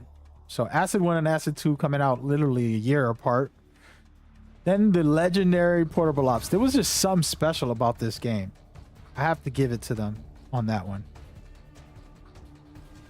And then Touch was kind of silly, but hey, it is what it is. Snake Eater 3D, another like edition of the original game. And then you got Metal Gear Rising, probably one of the greatest spin-offs in the Metal Gear series. What is the greatest spin-off? Because that's a conversation. Like, all right, let's get into it. Snake's Revenge is definitely not one of the greatest. VR is up there for me. Let's debate. What is the greatest Metal Gear spin-off you've ever played? I got VR missions. I got Portable Ops. I'm gonna put my top 3 and then y'all could pick out of those. We should do a poll. I got Portable Ops, Rising, and that's it. So we got Rising, Portable Ops, or VR missions. Out of those 3, because I'm not gonna let y'all vote any of these other games, bro. I'm not letting you do Snake's Revenge. We not disrespecting the series like that. We not doing Babel, bro. Come on, man. Like, I get it. Some people just want to try to fanboy over stuff. Negative. Acid, if we're being honest, it's like, nah, bro. Acid's a no-go. Babel's a no-go. So you got Portable Ops, and I'm sorry I'm giving y'all only 3 options. Portable Ops, Rising Revengeance, or VR missions. Those are my top 3 at the moment. What is y'all answers? Let's look into the chat. For everybody watching, people on YouTube are interacting with this. I love it. I love it. All right. Again, there's no wrong answers, man. I don't have no problem with anybody liking any of them. I'll have fun with it.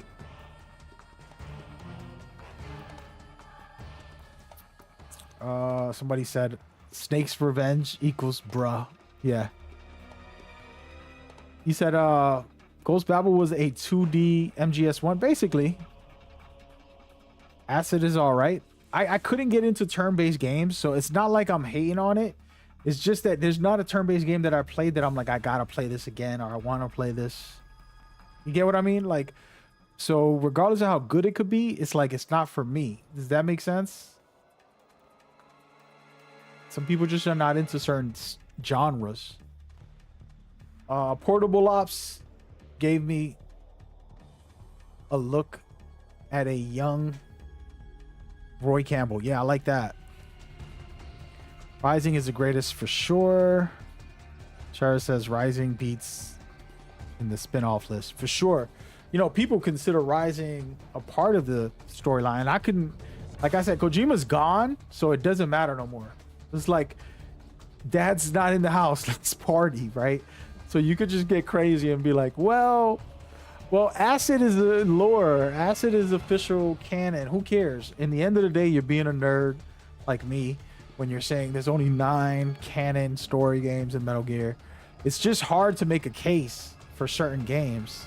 You know, like when you look at Revenge, to make a case for that to be canon is like you're ruining everything else in the story.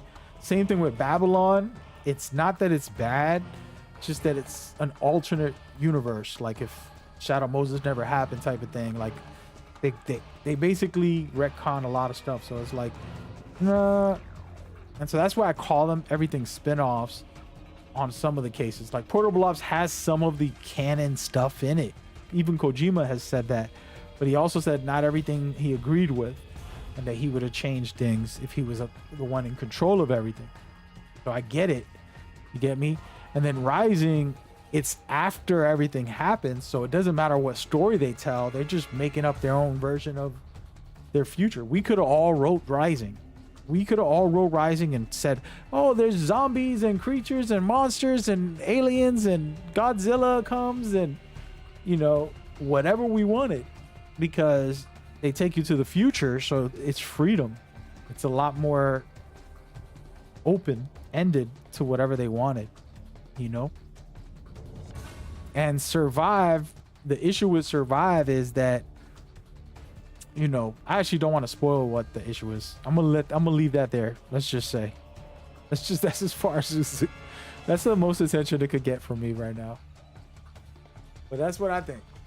But there's no wrong answers about what's your favorite, what you feel you like the most, right? Like somebody says Acid and it's like, cool, man. I'm down for it. Hope they make Rising 2. That would be amazing. on a sense of like keeping Metal Gear going on different genres. So for me, I know this is gonna sound bad. For me, I want Metal Gear to make every genre. I gotta take that back, but I'm just gonna say it again. I don't want to say it out loud, but I do. I would love Metal Gear to make every genre. So for example, the Phantom Pain did an open world version of Metal Gear. I still want the linear games, but I want some open world Metal Gear. Make it a co-op experience like Peace Walker was, and we're fighting out giant mechs all over the world type of thing. Something very fun, co-op gameplay that's very cool instead of linear all the time. And then make Rising, which will be the spin-off experience, aka, hold on a second, let me put this video back up. If Rising came back, it's the hack and slash of the Metal Gear series, which is gonna introduce people like, oh, this Metal Gear game's cool, they got more. And it's like, well, you could play part 1, but the rest of the series is the real series where it's linear stealth action games. Oh, but they got some open world ones. You know, you want to play this battle royale version. Y'all gonna get mad at me for this. Let's do the Metal Gear battle royale game right now. Did you get the season pass? Did you buy the skin bundles? Don't hate me. I'm saying this because if we can get the series to be that successful, doesn't mean all the games are going to be good. This is the way I think. I don't think every company makes great games all the time. You know, you got Sony, you got EA, Ubisoft, Capcom,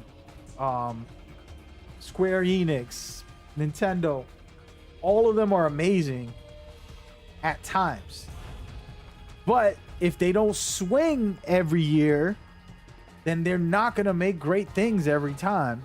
Does that make sense? So with Metal Gear, I love the fact that we got Master Collection. I like that we're getting a remake. I want to see a new version come out. I want to see a different genre come back out, like Rising come back out. These are things that we're going to get that, in my opinion, can take us to that next level. A whole nother level. A whole nother level. You know? You said that Capcom is doing amazing. All right, watch this. Watch what I'm gonna do. Ready?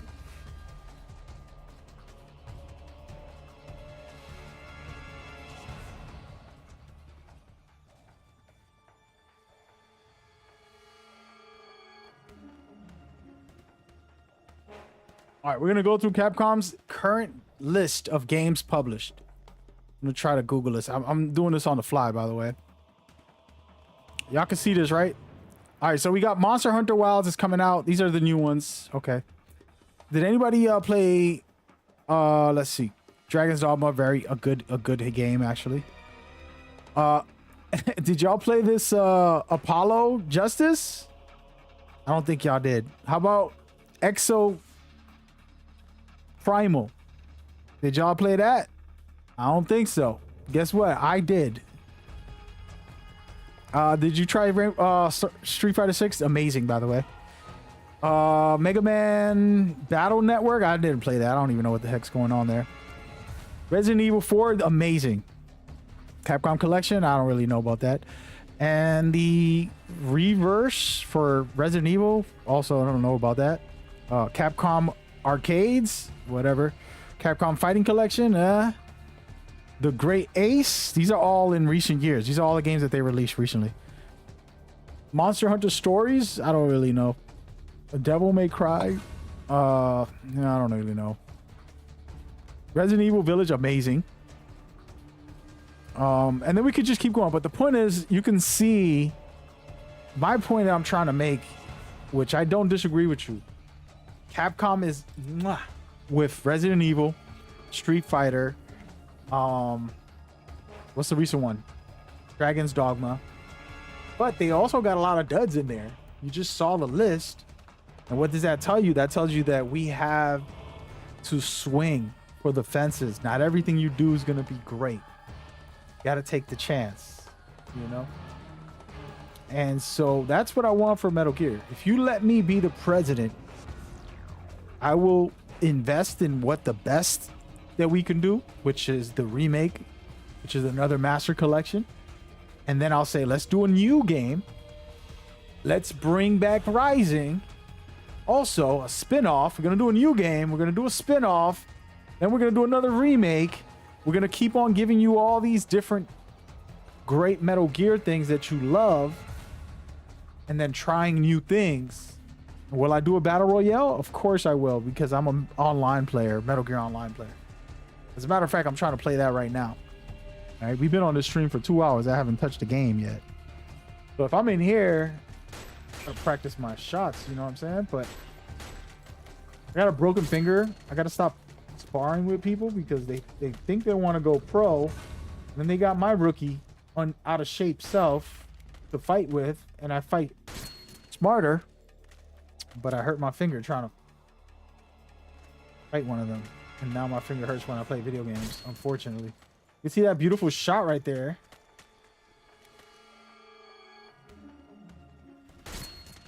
See, one shot. But see, so I want to try and show y'all like the idea, right? So here's my headshot. Perfect. Right? I'm going to run around. Try to get that headshot. Sorry guys, I got a little hyped. I want to play some online, but I will make a whole online experience for Metal Gear, separate from all the games, just for Metal Gear. And that'll be something I would love to do, to bring the online multiplayer players into the world of Metal Gear. They'll fall in love. They'll fall in love. But yeah, so like, what do y'all think about that when it comes to, and this is something somebody's inspiring me to say because of what we were talking about, like different games that should come out, a remake, or I mean not a remake, part 2 to Rising, and somebody's saying Gray Fox as a protagonist. I'm down to do that. It would be amazing to kind of go back into his life and experience him, and you know, them to do better than they did with the original Rising. At that time, you think about it, in that time, you know, the restrictions of the technology that exists at that time compared to now, where, you know, we're going to be able to do a lot of great things. So, I can't shoot.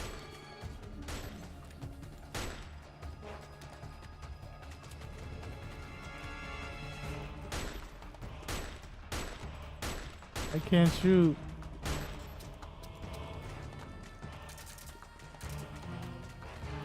But yeah, sorry, I just wanted to go in here, get my act together again. I need to play this game though. That's what I wanted.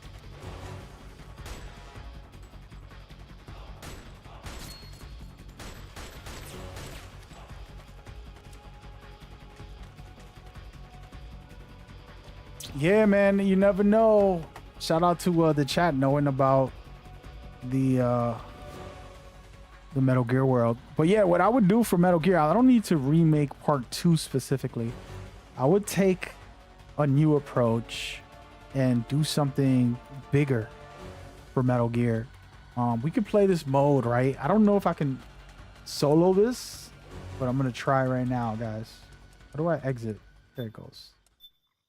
All right, check this out. This is live right now, guys. We're gonna go into this mode. The original first ever battle royale to ever exist was in this game right here.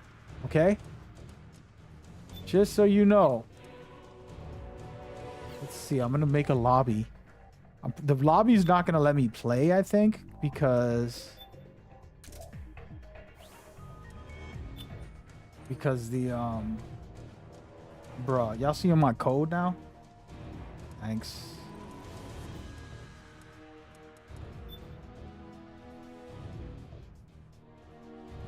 Let's just put it 1, 2, 3, 4, 5, 6. Don't come up in my lobby if you're on this game right now. Please don't. I even forgot the name. Team Snake? No. Bro, it's been that long. Stealth deathmatch, wasn't it? Yeah, I think it was stealth deathmatch. I don't remember. We'll just do it in here.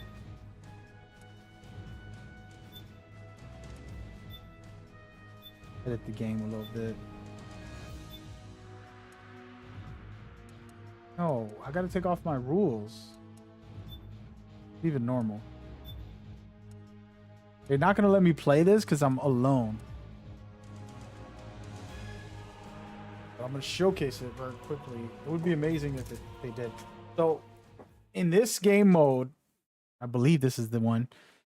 The map shrinks just like Battle Royale games do right now. Everybody's against each other. They do have stealth suits on and stuff. And this was an intense, fun time back in the day. Think about this. This is before Battle Royales, before all of that started coming out. And you're just out here. And you're basically trying to survive. And I don't think I'm going to be able to play this on my own. I've never tried to solo this. And let's see. Probably going to end right away because there's nobody else. Get me in the game. Yep. Unfortunately. Oh, no, look, I'm in. I am in. But yeah, it's supposed to be shrinking, which I don't think it will. Take off my suit so y'all can see me for now. But it's supposed to be shrinking the map as time goes, but since there's no other players in here, I actually should have made this public. Start this over. But what I was saying was that the Metal Gear Online having these mechanics, not this specific game mode only, but all the others, like one of my favorites of all time was the put no password down. No password. I don't think nobody's gonna enter, but I'm gonna try it one more time. It'd be good if they can let us play with bots in this game mode.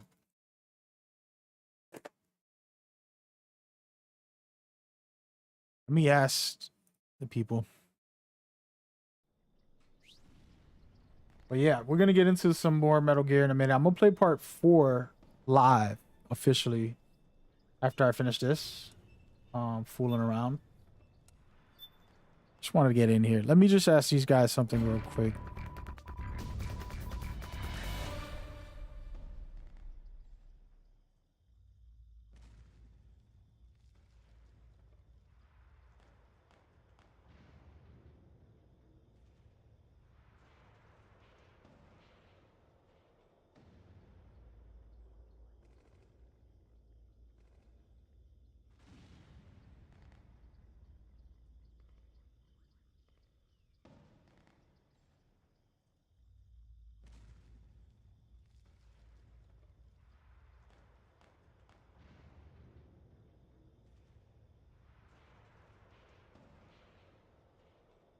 I just wrote a long paragraph to these guys.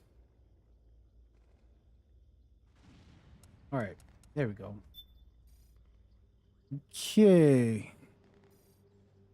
You said you wish you could play part 4? Don't worry, bro. You're going to see me play. Take off this stealth suit. Don't you worry about a thing. Why can't I get this stupid chat out of here? Everything's gonna be all right. Don't worry.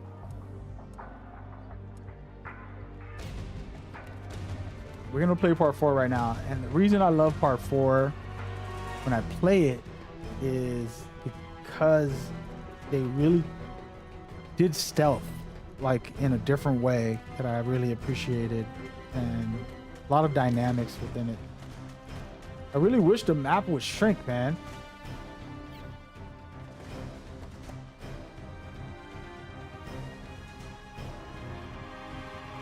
Let me message.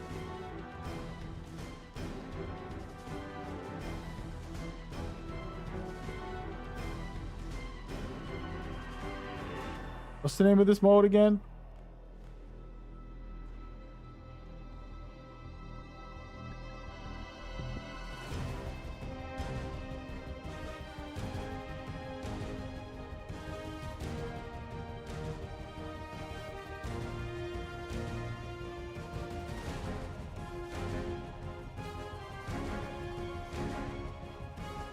Let's see. I'm asking a couple people on my Discord. Yeah, but yeah, guys, I really do feel like this would be amazing. So here, I'll lay it out right now. I would make a big game for the online Metal Gear community. It would have multiple versions of the game. And so if you see Metal Gear right now online, you can play part and Metal Gear 1, Metal Gear Online 1, Metal Gear Online 2. Even though their servers are pretty much dead. And then part 3 is still alive, but barely. And I love it. And I think it would be cool if we had all of them, right? So on a fan base, that's cool. But you can throw them in there as extra content that's free. But they'll have events like these live weekend events that will boost you for your main game, the new game that we'll make, which will be for Metal Gear. The main focus of will be the main Metal Gear game. And then these will be extra bonuses that you can get extra XP to unlock special items for the main game. If that makes any sense. I don't know if that makes sense the way I'm saying it, but that's the idea I've had for a while, to kind of give all the old fans love, but then also make a new one. And the new one will feature top tier stuff in the stealth genre. So just imagine doing like a spy mission. It has nothing to do with shooting. Well, it does some shooting and stuff, but you can't just go around shooting. You're in like an open area city populated with AI, and there's other players in there disguised as AI as well. And some of them are like sitting on a chair, other of them are walking around. And there's this the whole mission is to find and hunt down the other spies. But if you pull your gun out, you will get alerted, and everybody in the map will see where you are. And you got to be careful. And you can try to kill someone, but if you kill a innocent person, you're in trouble. Why can't I use my knife? Where is my knife? Oh wait, I have it. It's been so long, guys.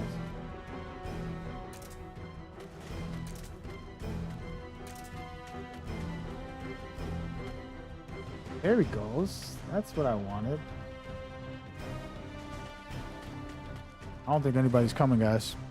We might as well just go and play the real game.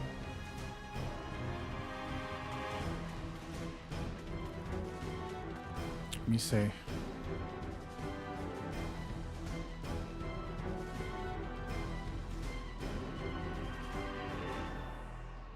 Recording something.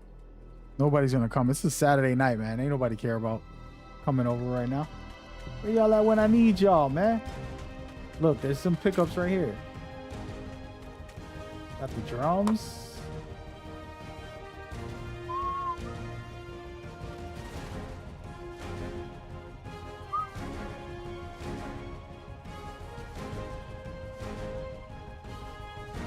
All right, that's enough. I guess we could start focusing. It's morning here. Damn, bro. What part of the world are you in? If I end up getting somebody, we'll come back to it. How about that? It doesn't look like nobody's coming. Just gonna play MGO4. I've been wanting to play MGO4. It was the anniversary this week, and I felt really inspired to play the full MGS4. But I'm not gonna play it all tonight. Just gonna jump in, casually vibe out to it a little bit. But before we do all that, I'm gonna let y'all dive deeper into the series as we watch some cutscenes and I set things up.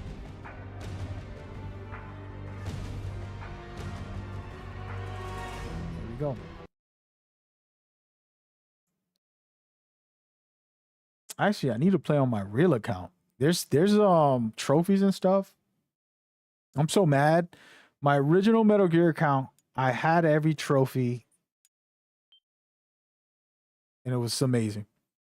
But this new, streamer account and all this stuff, basically got to redo all this stuff, unfortunately. But it is what it is, man. It is what it is. We're about to get into part 4. We're just gonna vibe out for the rest of the night. I hope y'all enjoyed this. I feel like I'm gonna do this more often, where we just chat and discuss the series a little bit. Get into some things, you know?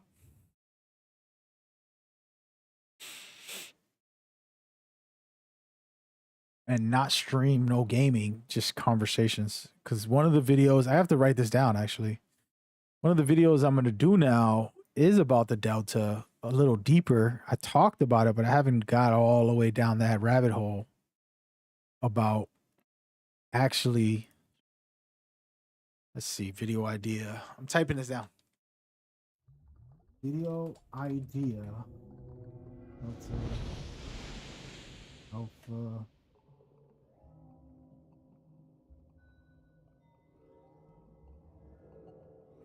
All right, so I got that written down.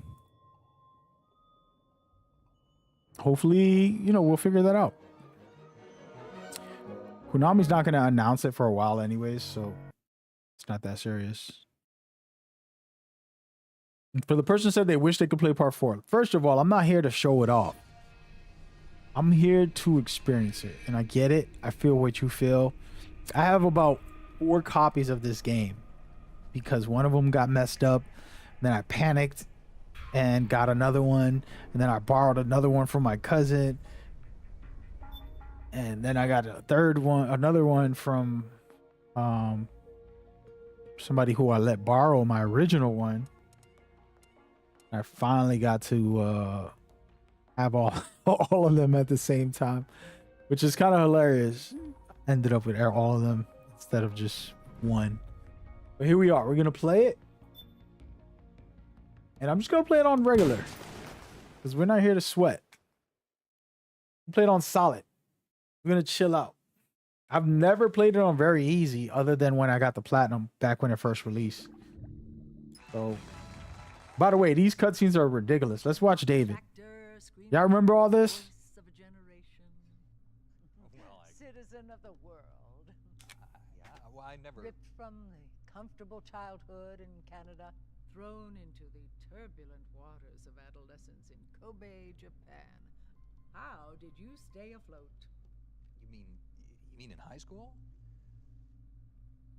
Well, my dad got transferred overseas, and it was a really excellent experience. Actually, I was really grateful for it. Grateful. What is your biggest secret, David? Pardon me? You can tell us. Did y'all hear that? Oh, well, it's not much of a secret, but I have a tattoo of Kobe behind my ear. Tattoo, splendid. Yeah, it's not terribly big. What are you wearing? I'm turning it up. What do you mean? Why are you here? Oh, well, I was hoping to promote my new movie. I'm just coming off of the set. No, David Hayter. Why here, wearing an eye patch? Oh, the eye patch. This is pretty cool, actually. Gives me real-time information and you know, weather, traffic reports. Actually watching a baseball game as we speak. Billy. What drives you? What are your dreams? I gotta listen to this. Well, you know, I'd have to say my dream project. Let your dreams drive you. Oh, a message of hope to today's young people from David Hayter. David Hayter's like, I never actually said that. first of all, he's funny. All right. These commercials were really like abstract. Think about it. 2008. Gotta love it. It's a video game right here. First person shooter.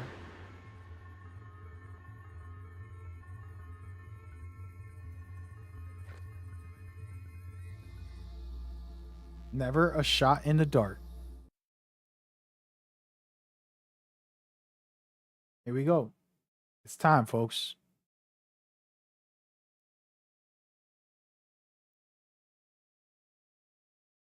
This game means a lot to me when it comes to the series, because it encompasses not the finale, but the beginning of us as far as players. Like, come on, bro, get over it. Stop obsessing.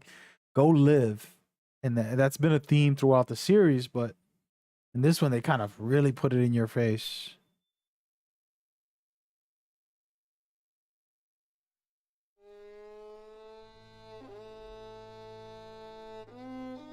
That's the voice of Eva? No, it isn't. Was it? Wait a minute. That don't look like her. I know all the voices. Oh my gosh, dude. There's no way. Was that the voice of Eva?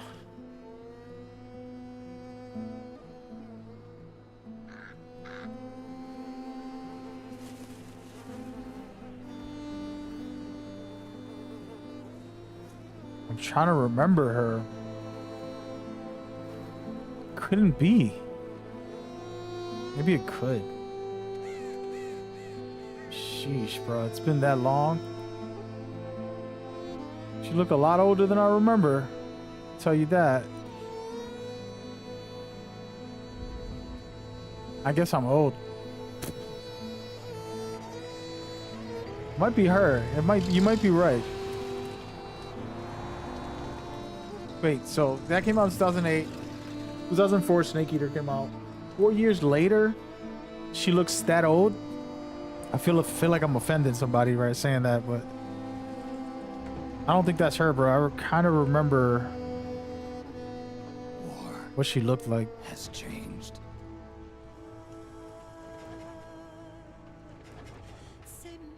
It's no longer about nations, ideologies, or ethnicity. Oh wait, the original. It's an endless series of proxy battles. The older mercenaries and machines. Let me pause this. You talking about the older Eva? She's the voice actress for the older Big Mama version. That's what you meant. She wasn't the actress for the original, was she?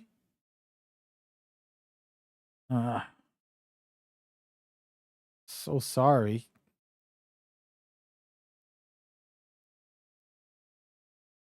I know it was a mystery for a while. People are like, who is she? Who is she? Who is she? But yeah.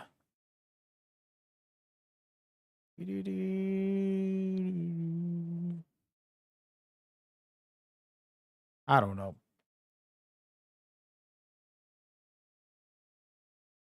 All right. Maybe you're right. But for everybody watching this cutscene here, you know, thinking of part 3, and you got, this was such a crazy thing that happened. Like, part 3 gave us Big Boss, the original father, to his real story. And it was incredible. And then the trailers kind of teased us like if we're gonna get Big Boss, because it was an old looking Snake, and we're like, oh, Big Boss, we're playing this Big Boss again. But really we're playing a Solid Snake who got old, which they kind of tricked us. By the way, let me know how the audio sounds. I've turned the game up very loud. I don't know if it's gonna be too loud, but we'll test it out. I'll be talking over this a little bit. And its consumption of life has become a well-oiled machine. How these visuals look for you guys? ID tag soldiers carry ID tagged weapons, use ID tag gear. Nanomachines inside their bodies enhance and regulate their abilities. Genetic control, information control. Genetic control by what you eat, battlefield control, what you watch, what you play. Everything's monitored and kept under control. War has changed. War has changed. Deterrence has become the age of control. All in the name of averting catastrophe from weapons of mass destruction. And he who controls the battlefield controls history. He who controls the battlefield controls history. Such a true statement. War has changed. War has changed. Total control. War becomes routine. He ain't lying. Yo, these PlayStation 3 controllers are so different from the new ones. They feel so light, small.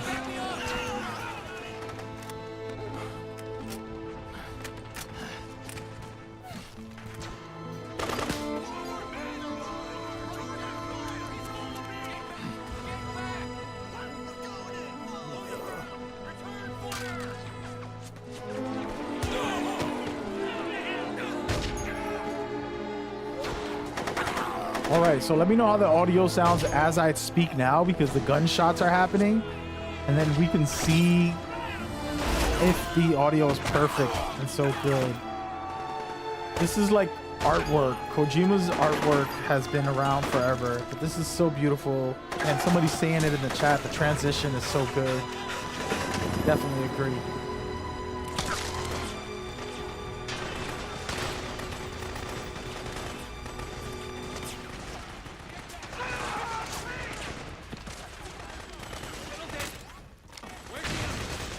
I'm not really playing this. I don't know why I'm getting this ration.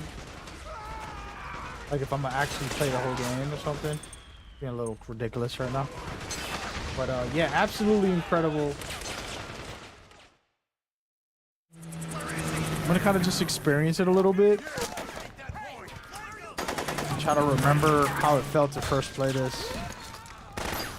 You're like really in the middle of a battlefield. You're in the middle of this war.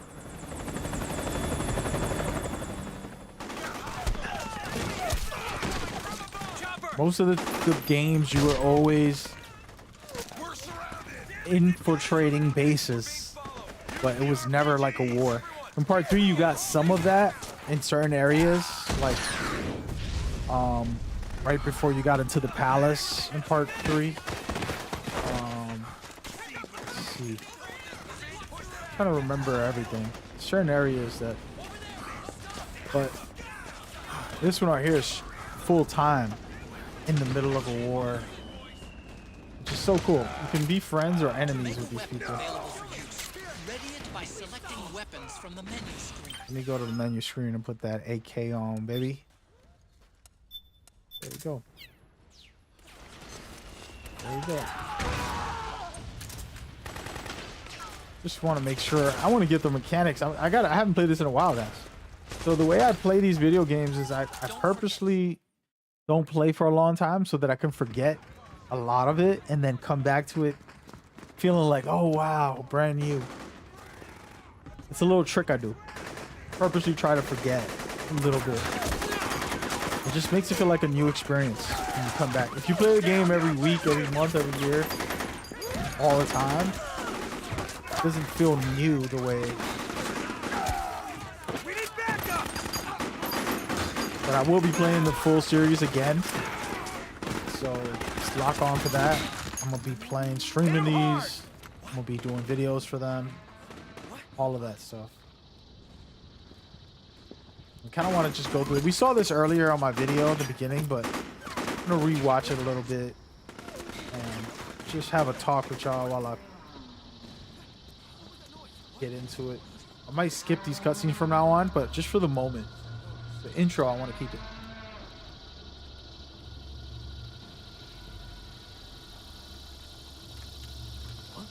This was kind of crazy to think about, you know, not just metal machines, but half human. You can see their legs bleed. You can see they move with like real life legs. And it was a Kojima just exaggerating this game. This game had a lot of ridiculousness, you know, like zombies, people turn into zombies basically. These machines kind of bleeding and kind of crying like when they get hurt, when they get shot at. It's pretty funny. I'm gonna actually be terrible here. I can get through this without getting spotted. I've done it hundreds of times on my streams, but I'm gonna purposely try to isolate one of them and see if I can shoot them down and take them out real quick. Let me get a couple of. It's been a while, guys. Get a little bit of divvies. Oh no, they saw me. Can I cut through here? There we go. There you go, buddy. So shoot him in the leg. Don't run, boy. Shoot him in the leg. You see all the blood? There you go. Put him down. Shoot his other leg.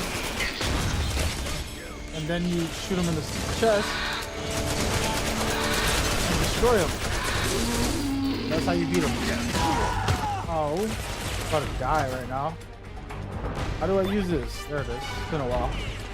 So that's how you destroy them if you really wanted to actually fight them straight up. This guy want to attack me. Come on over, buddy. They're going to kick the hell out of me. Watch this. Oh. Got out of there. But yeah, you can kill all of those guys. You don't have to be scared. Not something I like to do in the beginning specifically. You're wasting bullets, but just a prime example.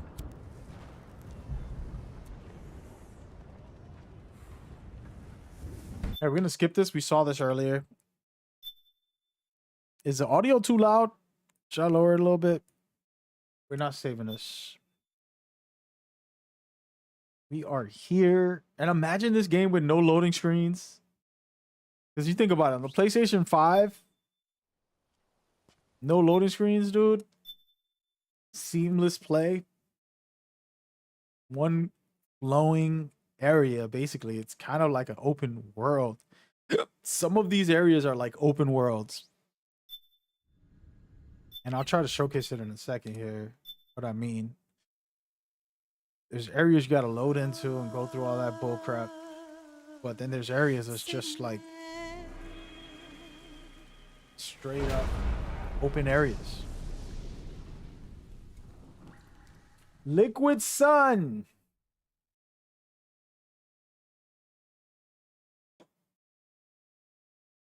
Hey, wait, I didn't check to see if somebody can get free.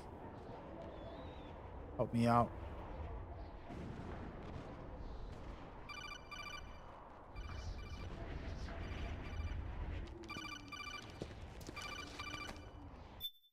Skipping. He's skipping a skip. Sorry, guys. We're skipping all this for the moment. I just want some gameplay. You saw half of this cutscenes a couple minutes ago on my video while I was playing.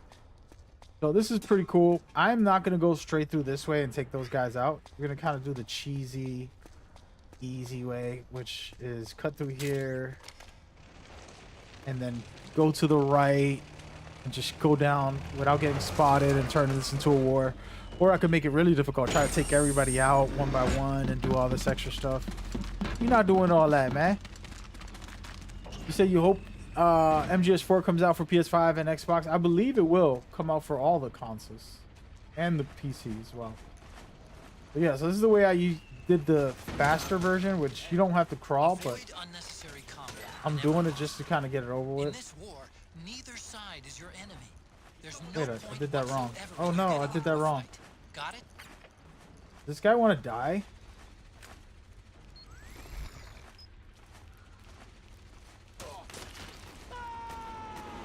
Oh, he didn't see me.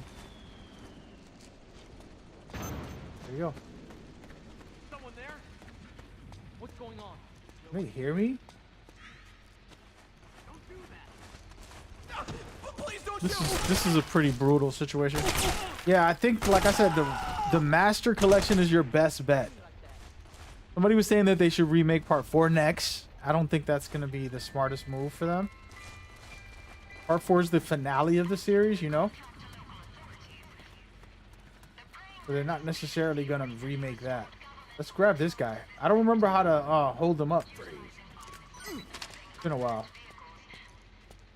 You can pick up guns I'm gonna make him give up everything. PMCs.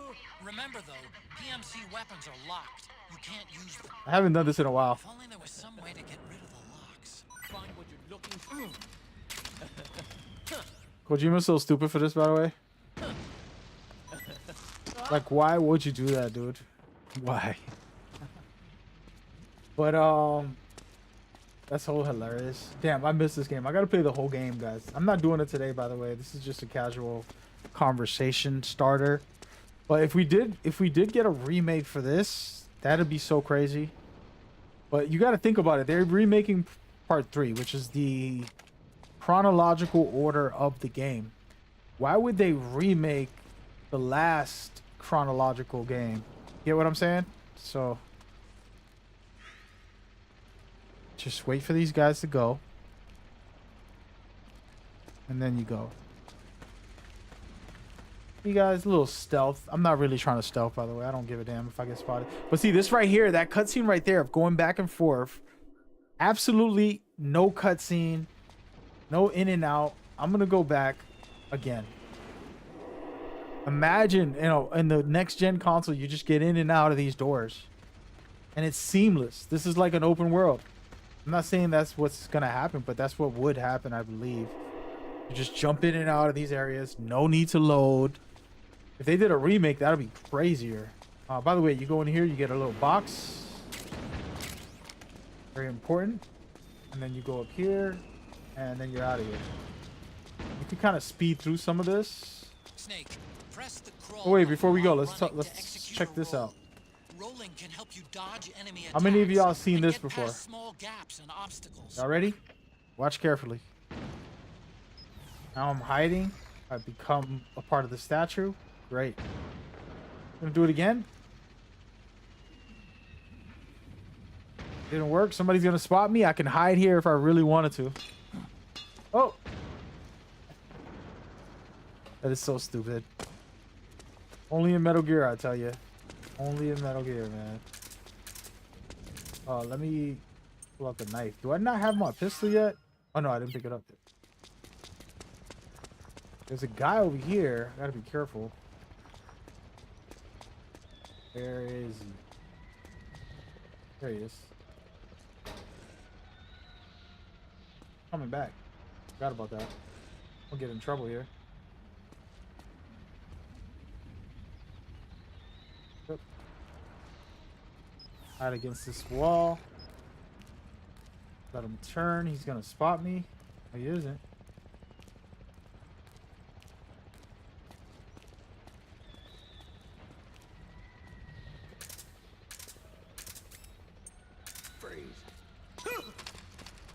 Come here, buddy.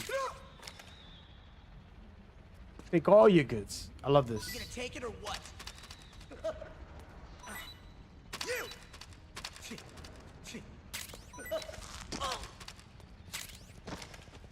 You like that statue pose? Hilarious, right? So many silly stuff in this game. I would have to be here a long time showing y'all everything, but we're not about to do that. I'm about to run through this whole area and get up out of here. Taking the shortcut through all this, by the way. But yeah, so this is a big area, actually. I can go through all this right now and show y'all some cool stuff. But we're going to get to our gear first, and we'll come back here after.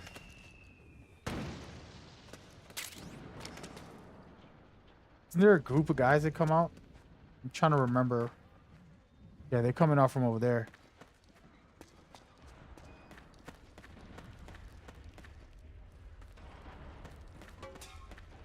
See you later.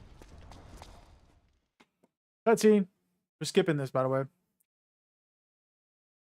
You said you want the Otacon suit in the big boss. I don't know about that one, buddy. You're asking him a lot, Jonathan. But hey, it's not a bad idea. All right, so we finally got a pistol. Could actually hurt some people here. It's kind of a And this is the best area to explain this. The battlefield is truly your playground in this. Right? You have... How do I look at the map? It's been a while since I tried to see the map. So you have an area where two enemies are fighting back and forth. You can help the rebels if you want, or you can ignore them and stealth through two different factions. And I feel like that's such a cool mechanic.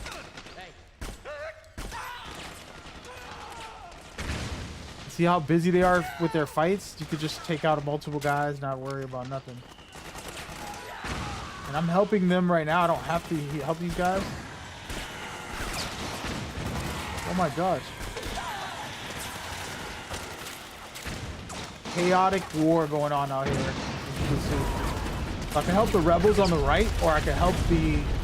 I don't have to help, but I can fight against the guys on the left, which are these NPCs.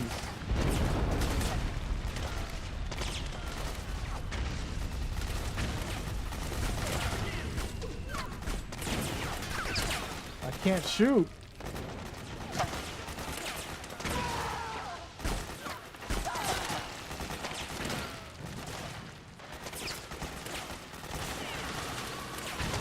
I'm gonna use this AK.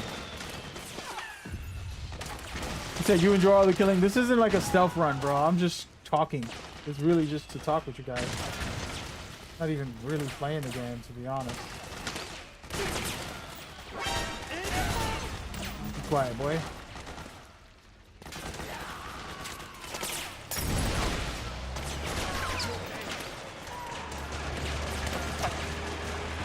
Oh my goodness. I don't want none of that. I'm gonna go through here. Go through here and get it done. No, I know that was but it is a good factor in the game. It makes you think about that type of stuff. Oops, I'm sorry, dude. Don't shoot me. I accidentally ran someone over. All right, let's take this bad boy out real quick. Going to equip this bazooka. RPG, whatever you want to call it. And I haven't changed my settings, actually. That's not good. Let's do that. First of all, like I said, this is like a new account. Auto, toggle. Oh wait, cycle. Gotta get used to cycling. Lock on. I'm not gonna have it on. And 6. Wait, some of this is saved. Okay.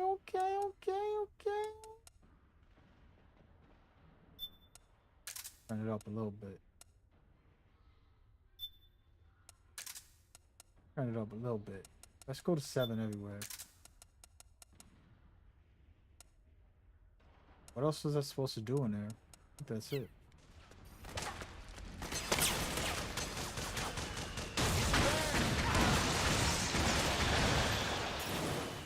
Got him, coach. That's how we do it. We're helping out the rebels, building a relationship with them, going with them, doing what we gotta do. I could stay here and continue to help them and make them my very close allies by taking the rest of these enemies out if I really wanted to. And I am going to, but not for them, but I just want to show y'all something.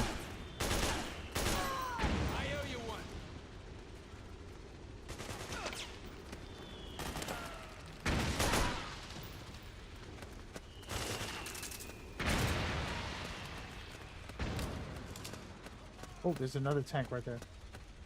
Wait, where do I get the bazooka at? I think it's on the right side, yeah. Okay. Yeah, so we're gonna go over there real quick. So this is what I wanted to show y'all anyways. So check this out, right? So imagine this is on the next gen consoles. Super cool. Right? It loads fast. There's no cutscenes. I mean, there's no loading screens for nothing. And, you know, right now I can go all the way back here. I just was over here. I came from up here. You guys remember when I ran all the way through this area? I'll show it to you right now. Just so you can understand how big this game was at the time. So earlier, we just played with the statue. You guys remember, we were just over here with the statue. And I got up here and I hid with the statue, just kind of being silly, you know, fooling around. Very cool. And then I went all the way up here and went all the way around just so I can get my stuff. And then we started fighting with these guys. So in the new game, you're going to be able to load into more areas without having to have loading screens, without having anything. It's going to be very organic and top tier, in my opinion. I'm supposed to get a bazooka. I think it's upstairs, if I remember correctly. Anybody remember where some secret stuff is? Feel free to share it, because my brain is on some relaxed mode today. I believe it's up here. So I have to flip over to the other side to grab the bazooka. Might be this way or the other way. I don't even remember. No, it's not up here. What am I talking about? Let me get out of here. Over here. Wait a minute. Wait a minute. Where is it? Is it up here? Let's see. Yeah, it's over here. Oh, it isn't. Some noodles over there. Wait, there it is. I knew it was here. Can't second guess yourself, guys. Alright, so now I got this big bad boy. We're gonna go ahead and blast off again. I don't think this one dies from one hit though. I think I gotta pick up more ammo. But we'll figure it out. Y'all ready? Hey, stop shooting, dude.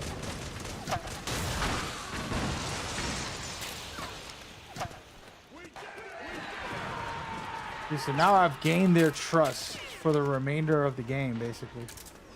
Unless I start beating them up or killing them. What happened?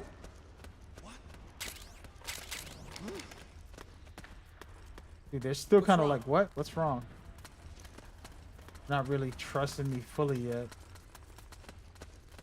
But I did the job. And slowly building their trust as we go. And this is such a cool feature. And one of the best things about this game, start building that trust and then working with them a little later on in the game. It's a fun dynamic. But the whole area, the reason I went around and showed y'all this, the whole area, just imagine you being able to have a seamless experience. You know, they don't have to expand it, but it's nice if they would. They were like, hey, well, we have enough technology to give you guys an open world style of this game, you know. But I love that. And so, like I said, I can go back if I really wanted to, which I don't think I've never tried, actually. No, I never tried. You can't. This door right here, I was gonna say, go back. But yeah, so anyways, you get it, you got it. You said PS5 quick loading speed, so yeah, it's gonna be fun. Definitely, it's helpful. Like I said, this area alone is pretty big. I'm trying to showcase that by running all the way around the map. But we get through this area, run through all the different areas. Even this loading screen that's about to pop up right now, certain segments, they don't have to be there. Boom, you just go down, boom, next, you're in. It's not long anyways.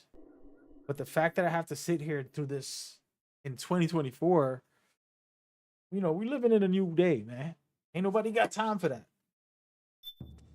I'll go through this and just It's pretty dark in there. experience it. Wait, did I just leave? Heck? The heck?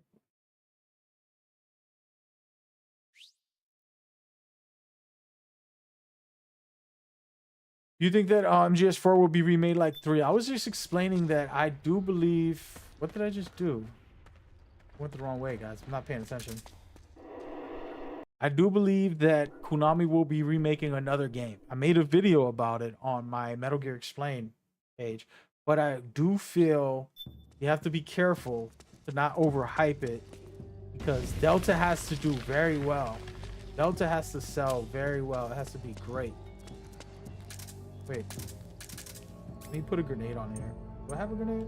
Oh, no. What are you doing? What's up, buddy? Wait, I got something for you. Give him a little gift. Hey, I owe you one. Takes the gift. He's gonna give me something back. See? Now I'm building trust with these guys. But what I was saying was Delta has to sell well. It has to be worth making. The way these publishers think is you have to have profits. Like, you know, as a fan, you just think, oh, make a game, make all the remakes. You know, in my head, make a remake for all the games. First of all, it's going to take 20 years for every game to be remade. Right? You can't just make them in one day.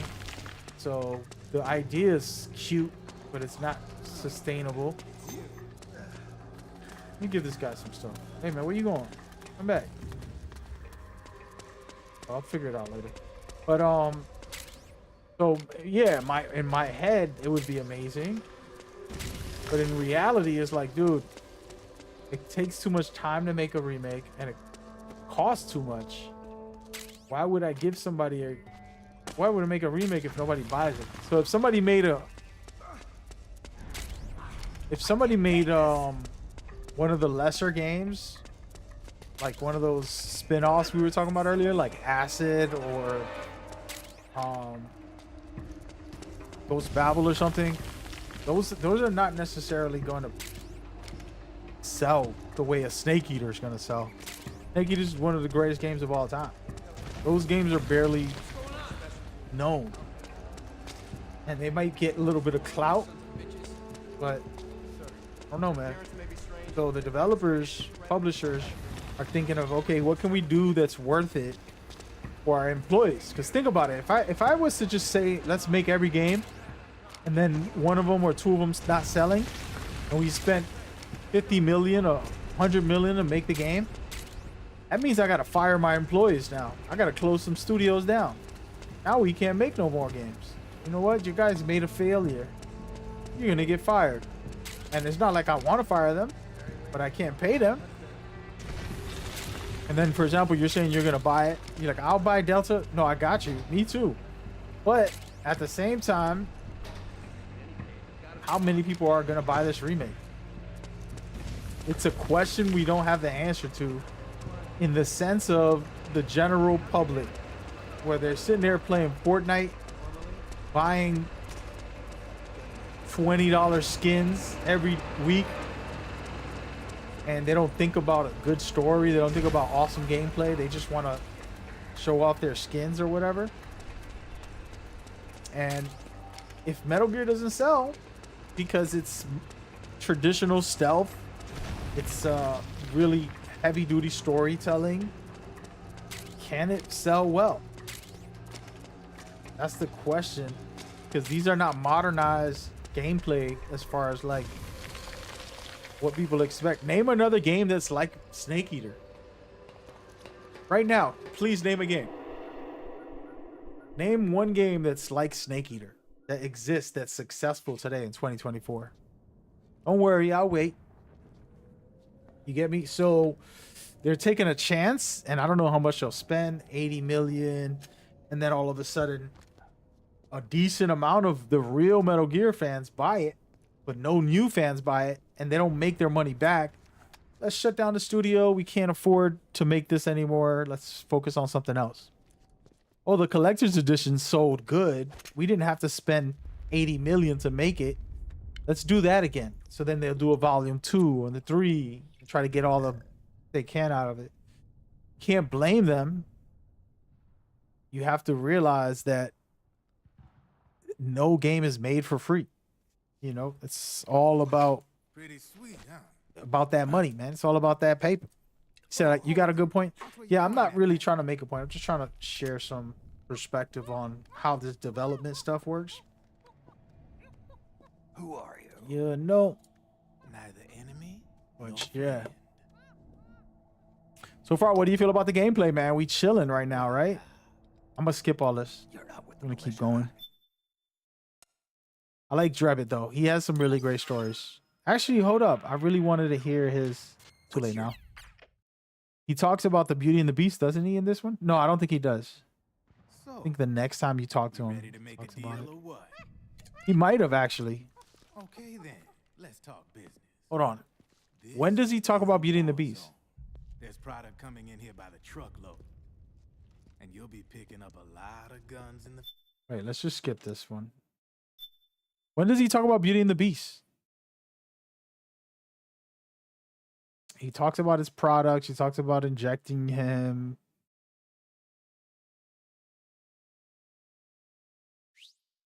We skipped it anyways. Don't matter. I can't think of another game that's better. Not better, but that is like it. But Drebin does A have stealth story-based game right now in 2024. Name a successful, truly stealth-based game Because you got to think about this. Like, Ghost of Tsushima is not a stealth game. You can stealth in it, but it's not a stealth game. You name the games. Like, 2024 had some great games, but basically none of them are stealth. You think about it. Just think about it. I'm going to help you realize something. Snake, hurry and get to the rendezvous point with our informants. I'm going back this way. First, you'll have to get to the other side of that collapsed building. The only way across is straight through. So, pro tip, shake up these dead bodies, man. You can find something good. See what he got for me. Got nothing but some ammo. Come on, bro. Let's try it again. But so yeah, if I was to think about the best stealth games that released in 2024, maybe Assassin's Creed by the end of the year might be that. And even Assassin's Creed stopped being a stealth game. It became an action RPG game. If you ever watch Assassin's Creed games now, if you ever play them like I do. So my question is more so about, sure, this is one of the greatest games ever, so it's gonna be successful. The reputation is gonna carry it. Get what I'm saying? But when it comes to after that, oh wait a minute.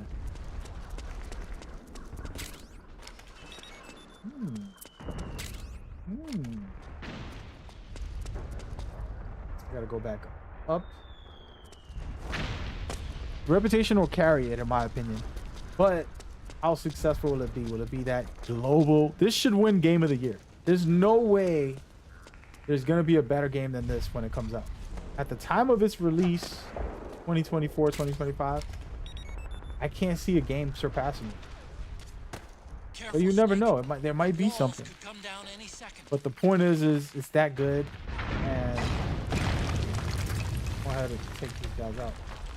Oh wait, it's not here yet. For this part. Almost there. There they are. Bro, I feel a little bit. You mean you're a friendly? No, wait. I accidentally killed one of the good guys. He says, Splinter Cell. Yeah, there you go. Can't see anything, guys. There's a cool little fact here. You can just keep killing all these guys in this area over and over and over and over and over and over and over and over and over. Why would you do this? Does anybody know? I'm not going to tell y'all.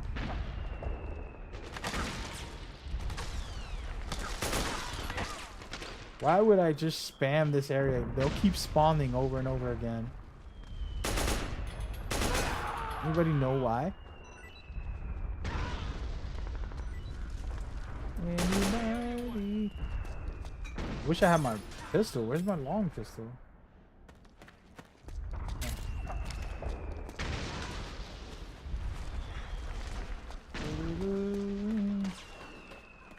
Yeah, so anyways, the point is that it's a very unique genre, which is stealth, and there isn't a lot of games that could survive with being a true stealth game. Assassin's Creed has decided to make action games for the most part, and I love action games, so I'll still play them, but it's not the original Assassin's Creed style. Kind of sucks for me, but I love the stealth more than anything. Did I just go back? I did. But yeah, we'll see what Konami does. Basically, to answer your question, see what Konami does after the success of Delta. They already have a game plan. They know more or less. The numbers are going to tell you that this game will be successful to a certain extent. The reputation alone will get it at least a couple million easily. And the genre, if it wants to make a comeback, that's where the conversation is about, like, people are going to want more stealth games now that Metal Gear came back strong with Snake Eater. Does that make sense? Now that Snake Eater's out, oh my God, we should... Why are these games not been doing stealth in all these years? It's fun, it's funny, it's interesting, it's thrilling, it's skill-based. There's a lot of stuff with stealth that is not the same as, like, running gun action, where you could just get in there mindlessly, brainlessly. You know, there's an awareness to your gameplay when you're playing stealth. It's just a lot.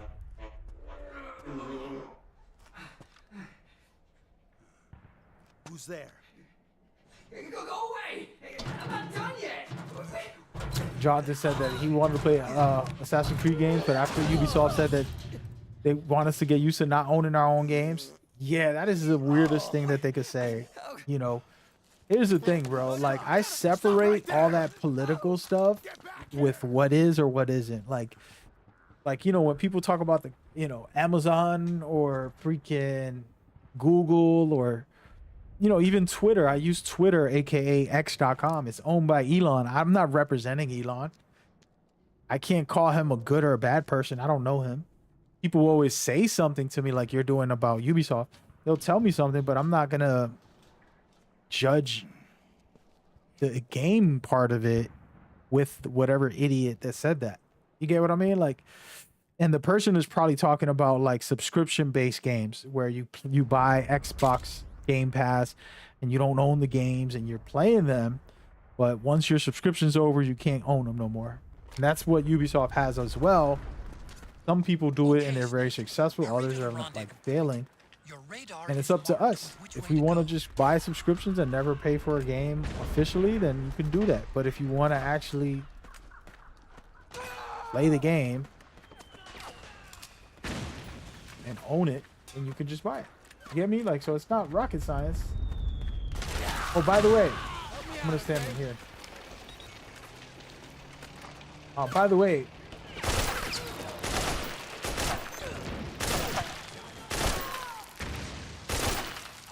the reason I kill all these guys, I can't do it right now, is you can get a lot of Drebin points by taking all these guys out. They just keep coming. Oh wait, no, they, not here. When I was at that window, I mean, look, this is where I was earlier, right there.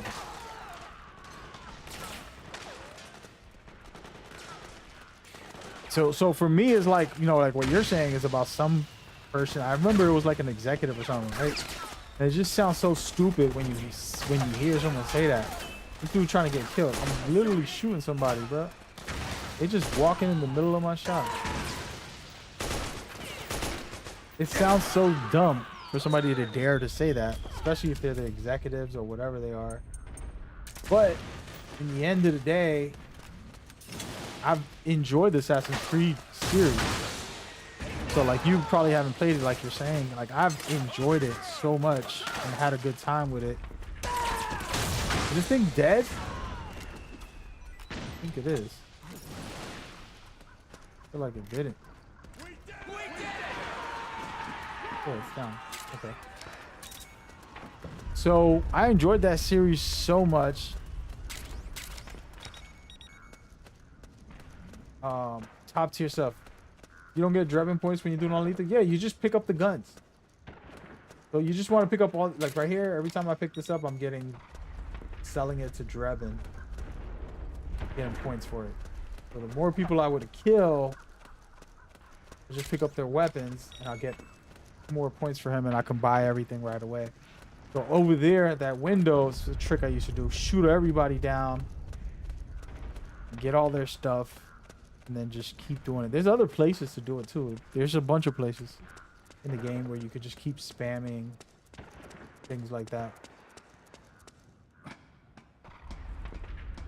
But yeah, the Ubisoft thing, like I said, I love the Assassin's Creed series because it is stealth. You guys know I love Metal Gear, for example. But you know, that conversation is definitely like, yo, what are y'all thinking, bro? That's the most dumbest thing you could say. I don't care if it's the executive or whatever. It's just like, dude, you could learn how to talk. You could explain it the way I did, which would be the subscriptions-based service is the future, and this is the way games are going to be purchased. It's the way most people are purchasing it now. And if that continues, that's going to be the trend. Oh, so another place is right here. Oh, watch this. This is another place. You just let them die. Is it right here? I don't remember. I think it was right here. Was it right here? Let me try something. Do I have my little droid with me? Yeah, dude, look at it right here. Perfect. And so that's just one of those things where it's like, I would assume that's what he was talking about. Because that is true. And that's kind of what I don't like. I don't care. Like, check this. Like, I'm gonna go here and get these Drebin points. Oh, wait. I'm not invisible. I'm just getting Drebin points the whole time, right? Running around, picking up. And all I can do is talk to you the whole day and just kind of let these guys die. They're gonna keep coming from back here. And they're gonna keep dying. And then I'll just keep picking up their weapons. Casually. Know what I mean?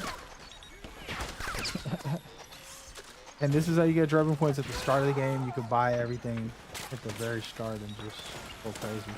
See how they keep spawning? That's it. But y'all follow what I'm saying? Like,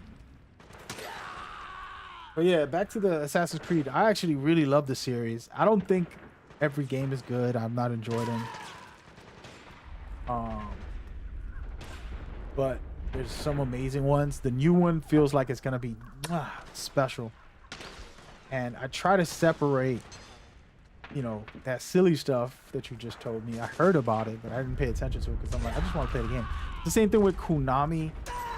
Everything that happened with Kojima's heartbreaking. I'm still healing from it, right?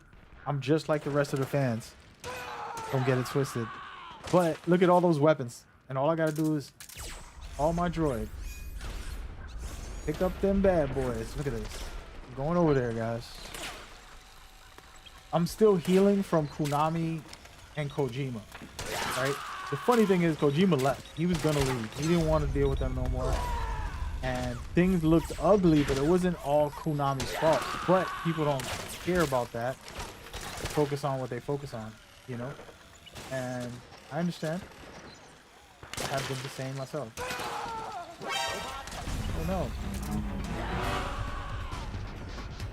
But I'm sitting here farming, by the way. Even though I'm not gonna play this, I'm just showing y'all how to farm. This is not the only way. This is silly right here, but yeah, so that whole thing, it wasn't some manager that's controlling the social media. It wasn't the freaking PR team or the community manager's fault. It wasn't the developers' fault who are helping Kojima make the games. You know, this is like executive level drama that nobody knows nothing about. And so when we get into this, oh my God, how could they?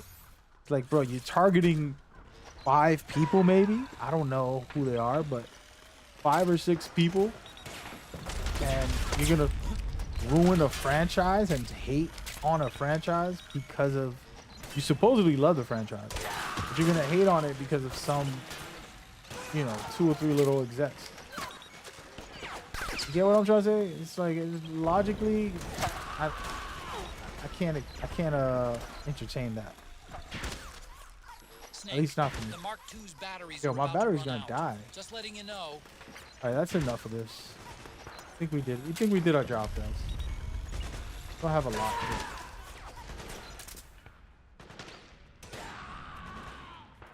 So it was all the lale lule lo. Exactly. You know what's funny? The little quick story about that. Lale lule lo. Japan doesn't use the L word, so that's why, like, when they talk, I like it. I like it a lot. You know, when they say they like it, they're saying I like it. And so they, hello. You ever see them say hello? Like, there's no, I'm not really good with accents, by the way. There's no accents. I mean, there's no R's in their statements. Let me shoot this guy, because he's going to try to snipe. Wait, there's a sniper on the right, too. I forgot about him. Get rid of him first. Hey.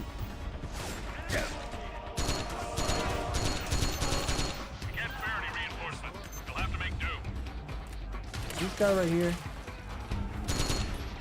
Guys, I'm so rusty at this game, it's kind of crazy. How do you crouch to the right? Isn't there a way? I don't remember. Is it R3? No. I don't know. I don't know anymore.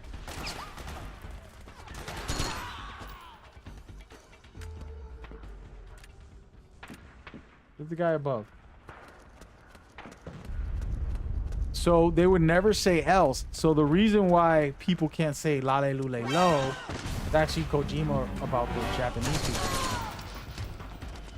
How they can't say else. And so that's why like people can say the Patriots, Japanese can't say L words because it's not in their vocabulary. Yeah, nope. You said ra re ru re ro? Exactly. You want to see sequel to Horizon? Definitely, dude. We were just talking about that. I wouldn't mind. Could be fun. Stay down, boy.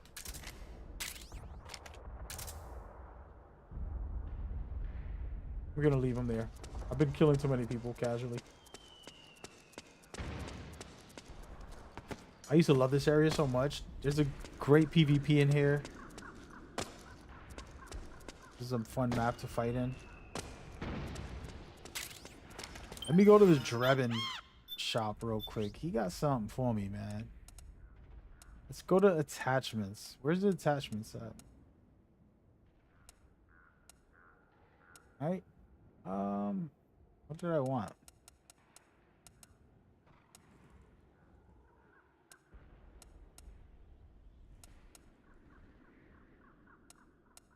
Did I put a scope? Silencer and a scope? Do it.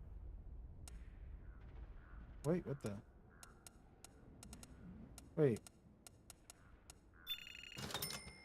Rising will be fun. I don't think it's the necessary one to make, but not that it can't be fun. Should I get the sniper? This bad boy right here.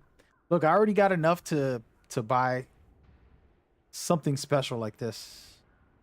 I feel like I should get it just to be ridiculous. Just to be ridiculous. We gonna do it. We gonna do it. Now, do my snipers? I mean, do my where's the scope for that? There it is.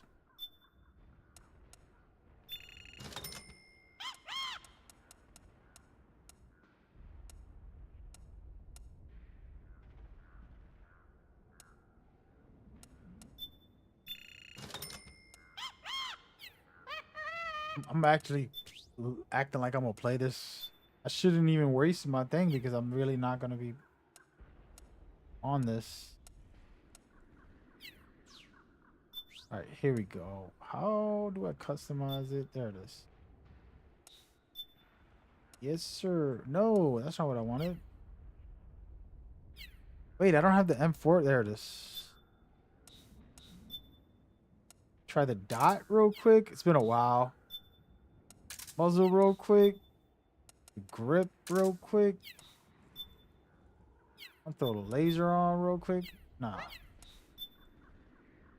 We're not doing all that. How you forcing it? I'm gonna switch this out. Put this in there. I'm such a rookie. It's been such a long time. Why can't I put the It's fine. Yeah, I mean, if they made a Rising game today, you got to remember this is a different era. So it's got to be even more spectacular as far as like the hack and slash of it. And it'll be on another level, in my opinion. I would think. I would hope. Not think. That it'll be on another level. Some guys coming out over here. I actually don't like this. I actually don't like this,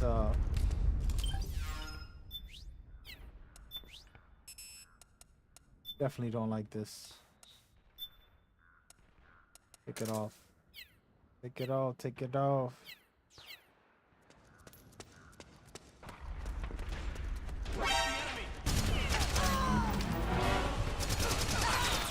Be quiet, my boy. But yeah, it would have to be insane as far as overall. My aim is bad. I gotta go faster, guys. Oh snap! What the heck are y'all doing there? I didn't even know there more come.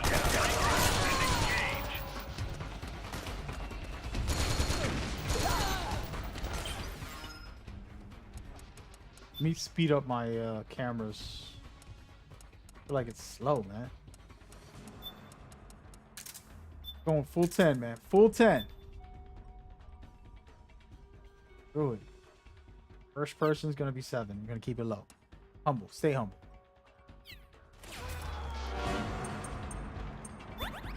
Yeah, we'll see. Because like I said, the idea of a... Bro, there's more guys. I'm just going to get out of here. Feels a little better. Maybe a little too fast now. Remember, I haven't played this in a while, and this is a different settings. Did he leave? Why is he running? He should be attacking. There we go. Back to normal, guys. That's how you make it a stealth game again. Playing an action game today. And I feel like casuals will do this. They'll play this casually, running and gunning. Cool little thing, you can go in here. I want y'all to watch this. There's a war going on both sides.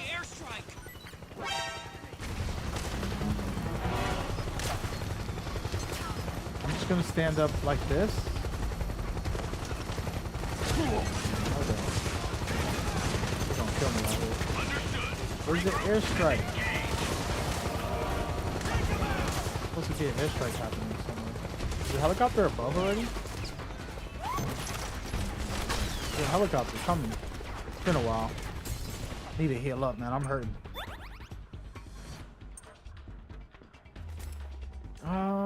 Let's switch up something real quick, cause this I don't need the AK. We could dismiss that. Put a grenade in there. Wait. I don't have grenades. Heck? I remember being able to throw grenades. It's been a while. I don't even know how to throw a grenade. Okay, wrong way. There goes the helicopter. Before I do anything.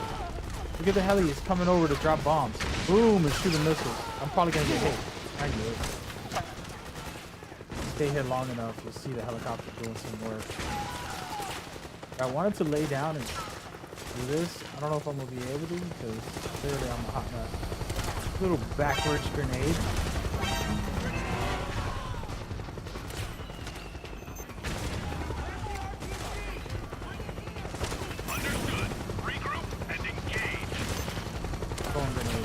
See the heli right there? Enough fooling around. I don't know why this is one of my favorite parts of the game. Once you meet Meryl and the frogs come out, I feel like that whole area is just amazing. That whole little sequence was pretty cool.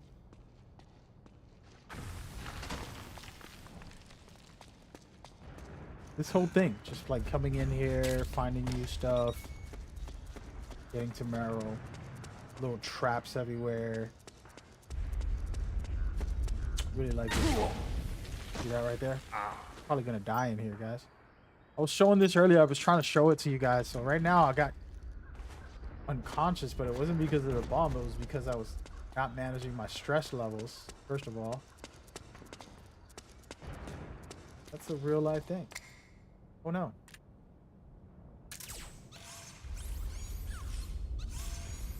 Haven't done this in a while. Nice little robot. Give me that.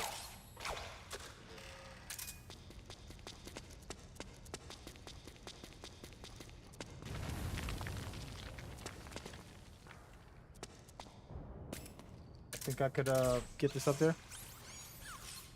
But we'll see. I mean, there's plenty of fun stuff, guys, that I think could happen with the series, and I do want it to continue. I don't want this series to die, so I care about like the community's expectations. to not hurt yourself. Like I've seen it with other games, right, where people will gas themselves up expecting everything in their mama. For example, me right now, I'm expecting the multiplayer for this game, the Delta remake. I wanted to have the multiplayer, and now the fact that I want it doesn't mean that it's gonna happen, and I'm already gassing it up. I made a video about it and all this nonsense, and it was like, yo, why are you gassing it up? Calm down, don't gas other people up. There was hints at possibly happening, you know, but nothing is certain. So don't gas it up and don't be hurting the community by getting killed by a freaking... All that to get a little bit of noodles. Noodles ain't that good.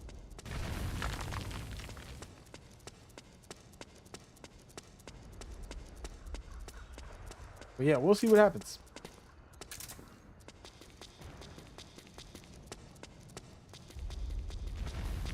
One of my favorite sequences is happening. How long have I been playing this? Do I think 6 will happen? I think yes. I think yes. At the rate that the new Metal Gear things are going on right now, I think we will 100% get a part 6. Will it be on the level of Kojima? Of course not. I'm gonna give y'all a straight up answer, and I should be real with y'all. Tomorrow's video explains how I really feel, but I could explain it more or less a little bit today. I have to make the thumbnail before we go off. Actually, you know what? I'm gonna probably get off of this. I'm gonna make the thumbnail right now on stream. I probably shouldn't make it on stream. There's too many weirdos. Y'all be weird. There's some weirdos that be coming. I'm gonna say this. It's not you guys that are watching. You guys are probably all awesome. Telling this to somebody earlier. There's, you mistaking 1 or 2 bad seeds and then making it that everybody else is terrible. And it's like, there is bad seeds. There's always gonna be somebody that's not great as a person. There's also good ones. And so I get ignored. I mean, I get ignorant people that come to my stream being, you know, trolly nonsense, and it could make me behave differently, which I don't allow it to. But there are times where you kind of question, like, oh, hold on. And so I was about to make my thumbnail on stream, which has been something I've been doing for other stuff. For Metal Gear, I've never done it. Metal Gear is near and dear to my heart. Why can't I pick this up? What the heck? Usually I can pick this up. Well, there goes that. So for Metal Gear, I've never done it. It's too precious to me to have a hater, you know, be out here being silly. Nothing they can do to me. But oh yeah. Does that make any sense? I'm talking out loud about that. But yeah, anyways, I'm rambling. The whole thing about part 6, I 100% believe is gonna happen. And I do believe it'll be great. My video tomorrow will explain why I feel that way to a certain extent. But what I can say about it is, like, there's no such thing as a clear cut good or bad, because Kojima's gone, so anything that they make is gonna automatically get scrutinized and treated like unfairly, prejudged, like discrimination, because it's Konami and not Kojima. But Kojima wouldn't be anything without Konami, so it's a two-way street, and it's a deep conversation to get into. And my video tomorrow actually breaks all that down. This is one of my favorite sequences. You know, they have like segments in games where you just, this is so cool. You're trying to escape a building. You're trapped in the building until you take all these guys out.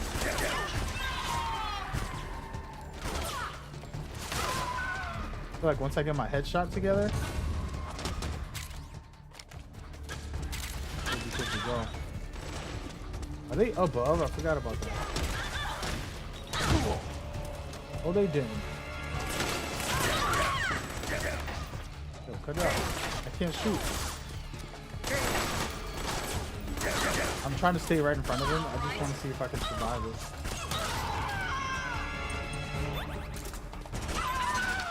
Here you go, I'm back.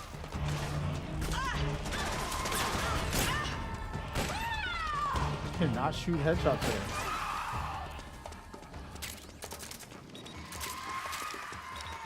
So, my video really goes into detail. It's almost an hour long.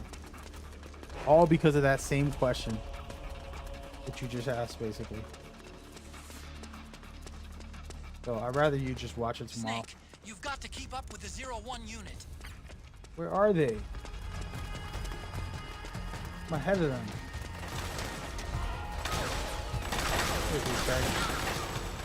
Did I miss? There's easy ways to do this, and then there's this way. No first person viewing. Straight up headshots missing.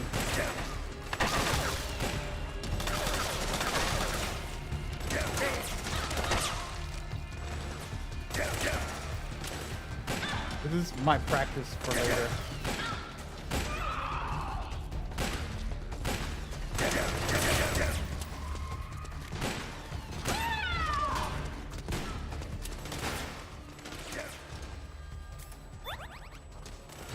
Damn.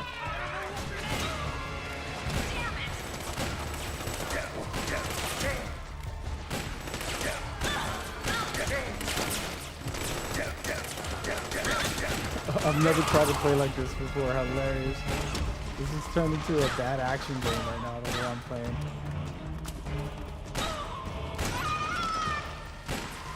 I gotta practice my hand.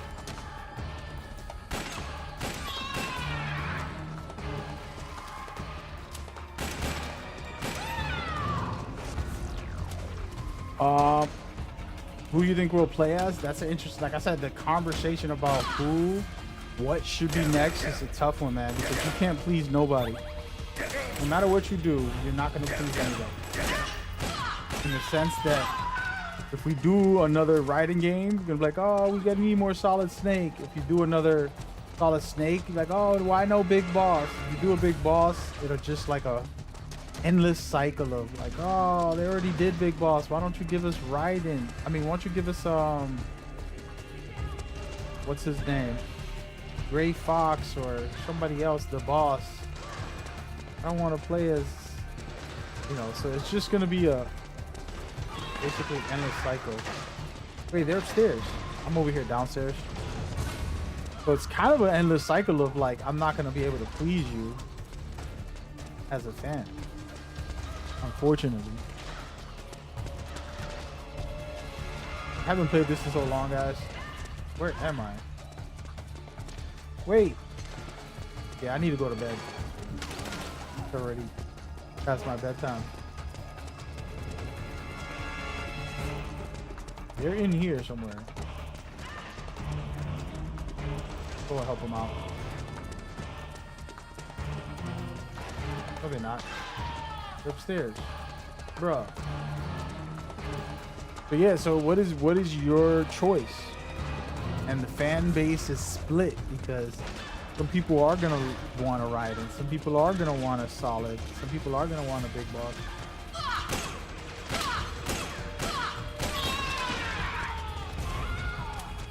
I have to stay up here and help them out.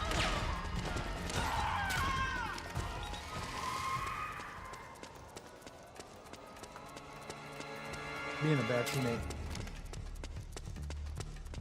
There they go.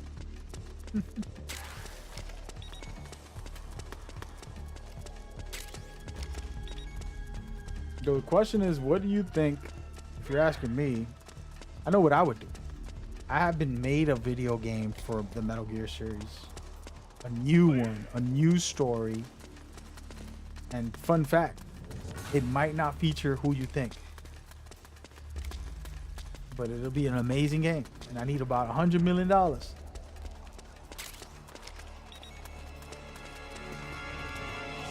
what I'm saying?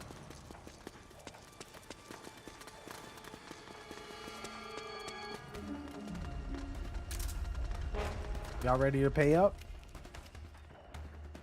Is this what you want? Contact! Nothing. I'm just gonna shoot everybody in the head. So I've done this to the point where I speed ran this. I'm basically getting into this cheesy shooting.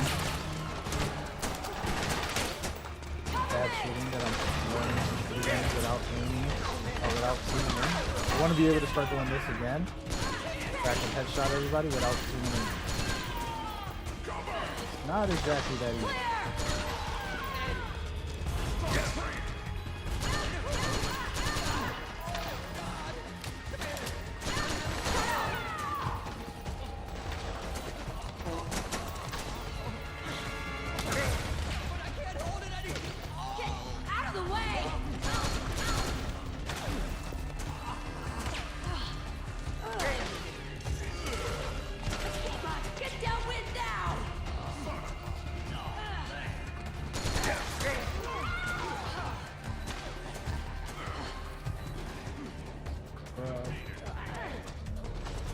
Let me go around.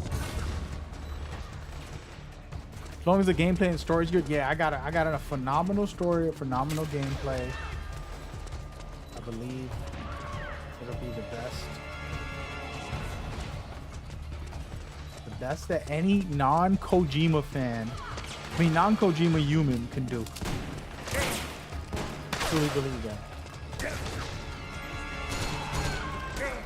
There you go. See, that was a good headshot. Now we're getting back to normal. Let's get out of here.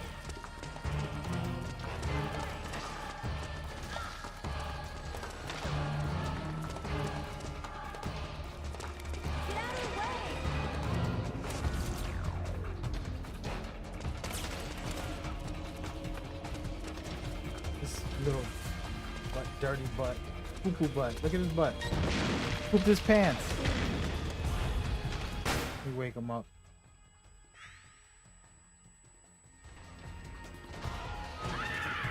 Snake, Akiba's been knocked out.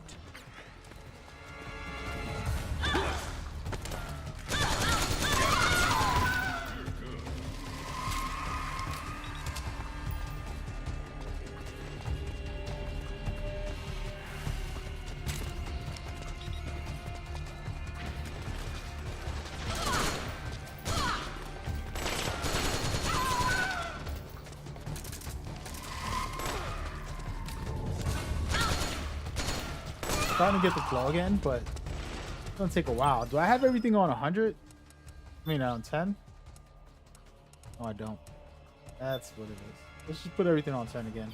This is the old way I used to play. A little faster, you know?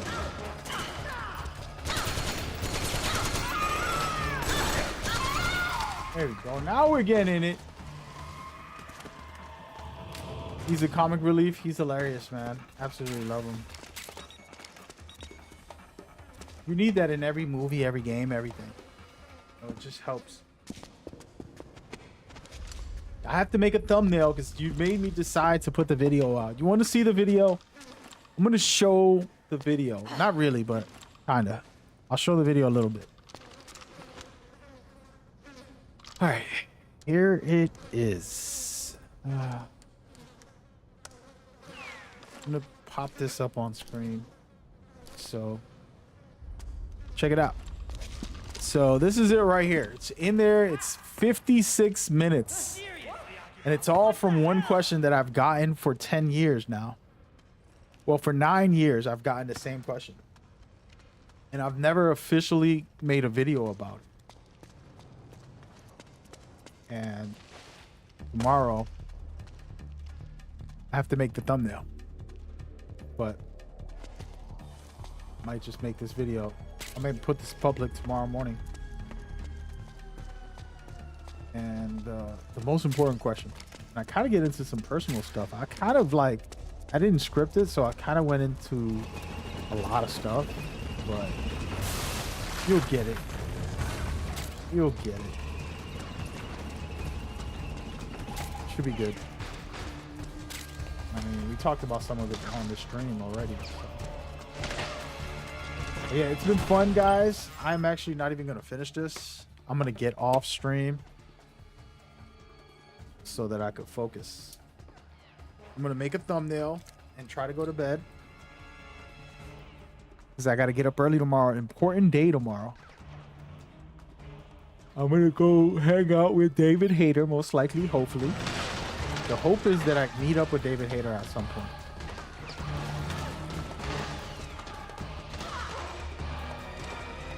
We'll see what happens. But I hope y'all had a good stream. I hope y'all enjoyed it. Let's put some cutscenes in the background real quick. Yeah, so if you love my streams, you'll love these YouTube videos for Metal Gear because I dive deep into a bunch of stuff. I've been doing mostly news, but we will do breakdowns and deeper stuff as the year goes. Especially when Delta comes out. You know, we'll have some deep breakdowns and more for the game. So, should be a good time. Hope y'all enjoy this stream and then future streams. Have a good stuff, a good night. Have a good morning and weekend, and then a good. Make it great. All right. There was one person in my chat talking about some people are lame, some people are fake, and feeling some way about society, and I totally understand it. But you have to make it great. You got to work on it. It takes hard work. And you have to be the greatness. You'll meet somebody who loves your greatness and will be great to you because you're great to them. And your family and friends can learn to be great because you love them greatly and taught them how to love greatly. It's our job. So, all right? Make sure you remember that. Everybody else, man, have a good night. Stay blessed out there. Be safe, man. Nothing but peace and love. Peace.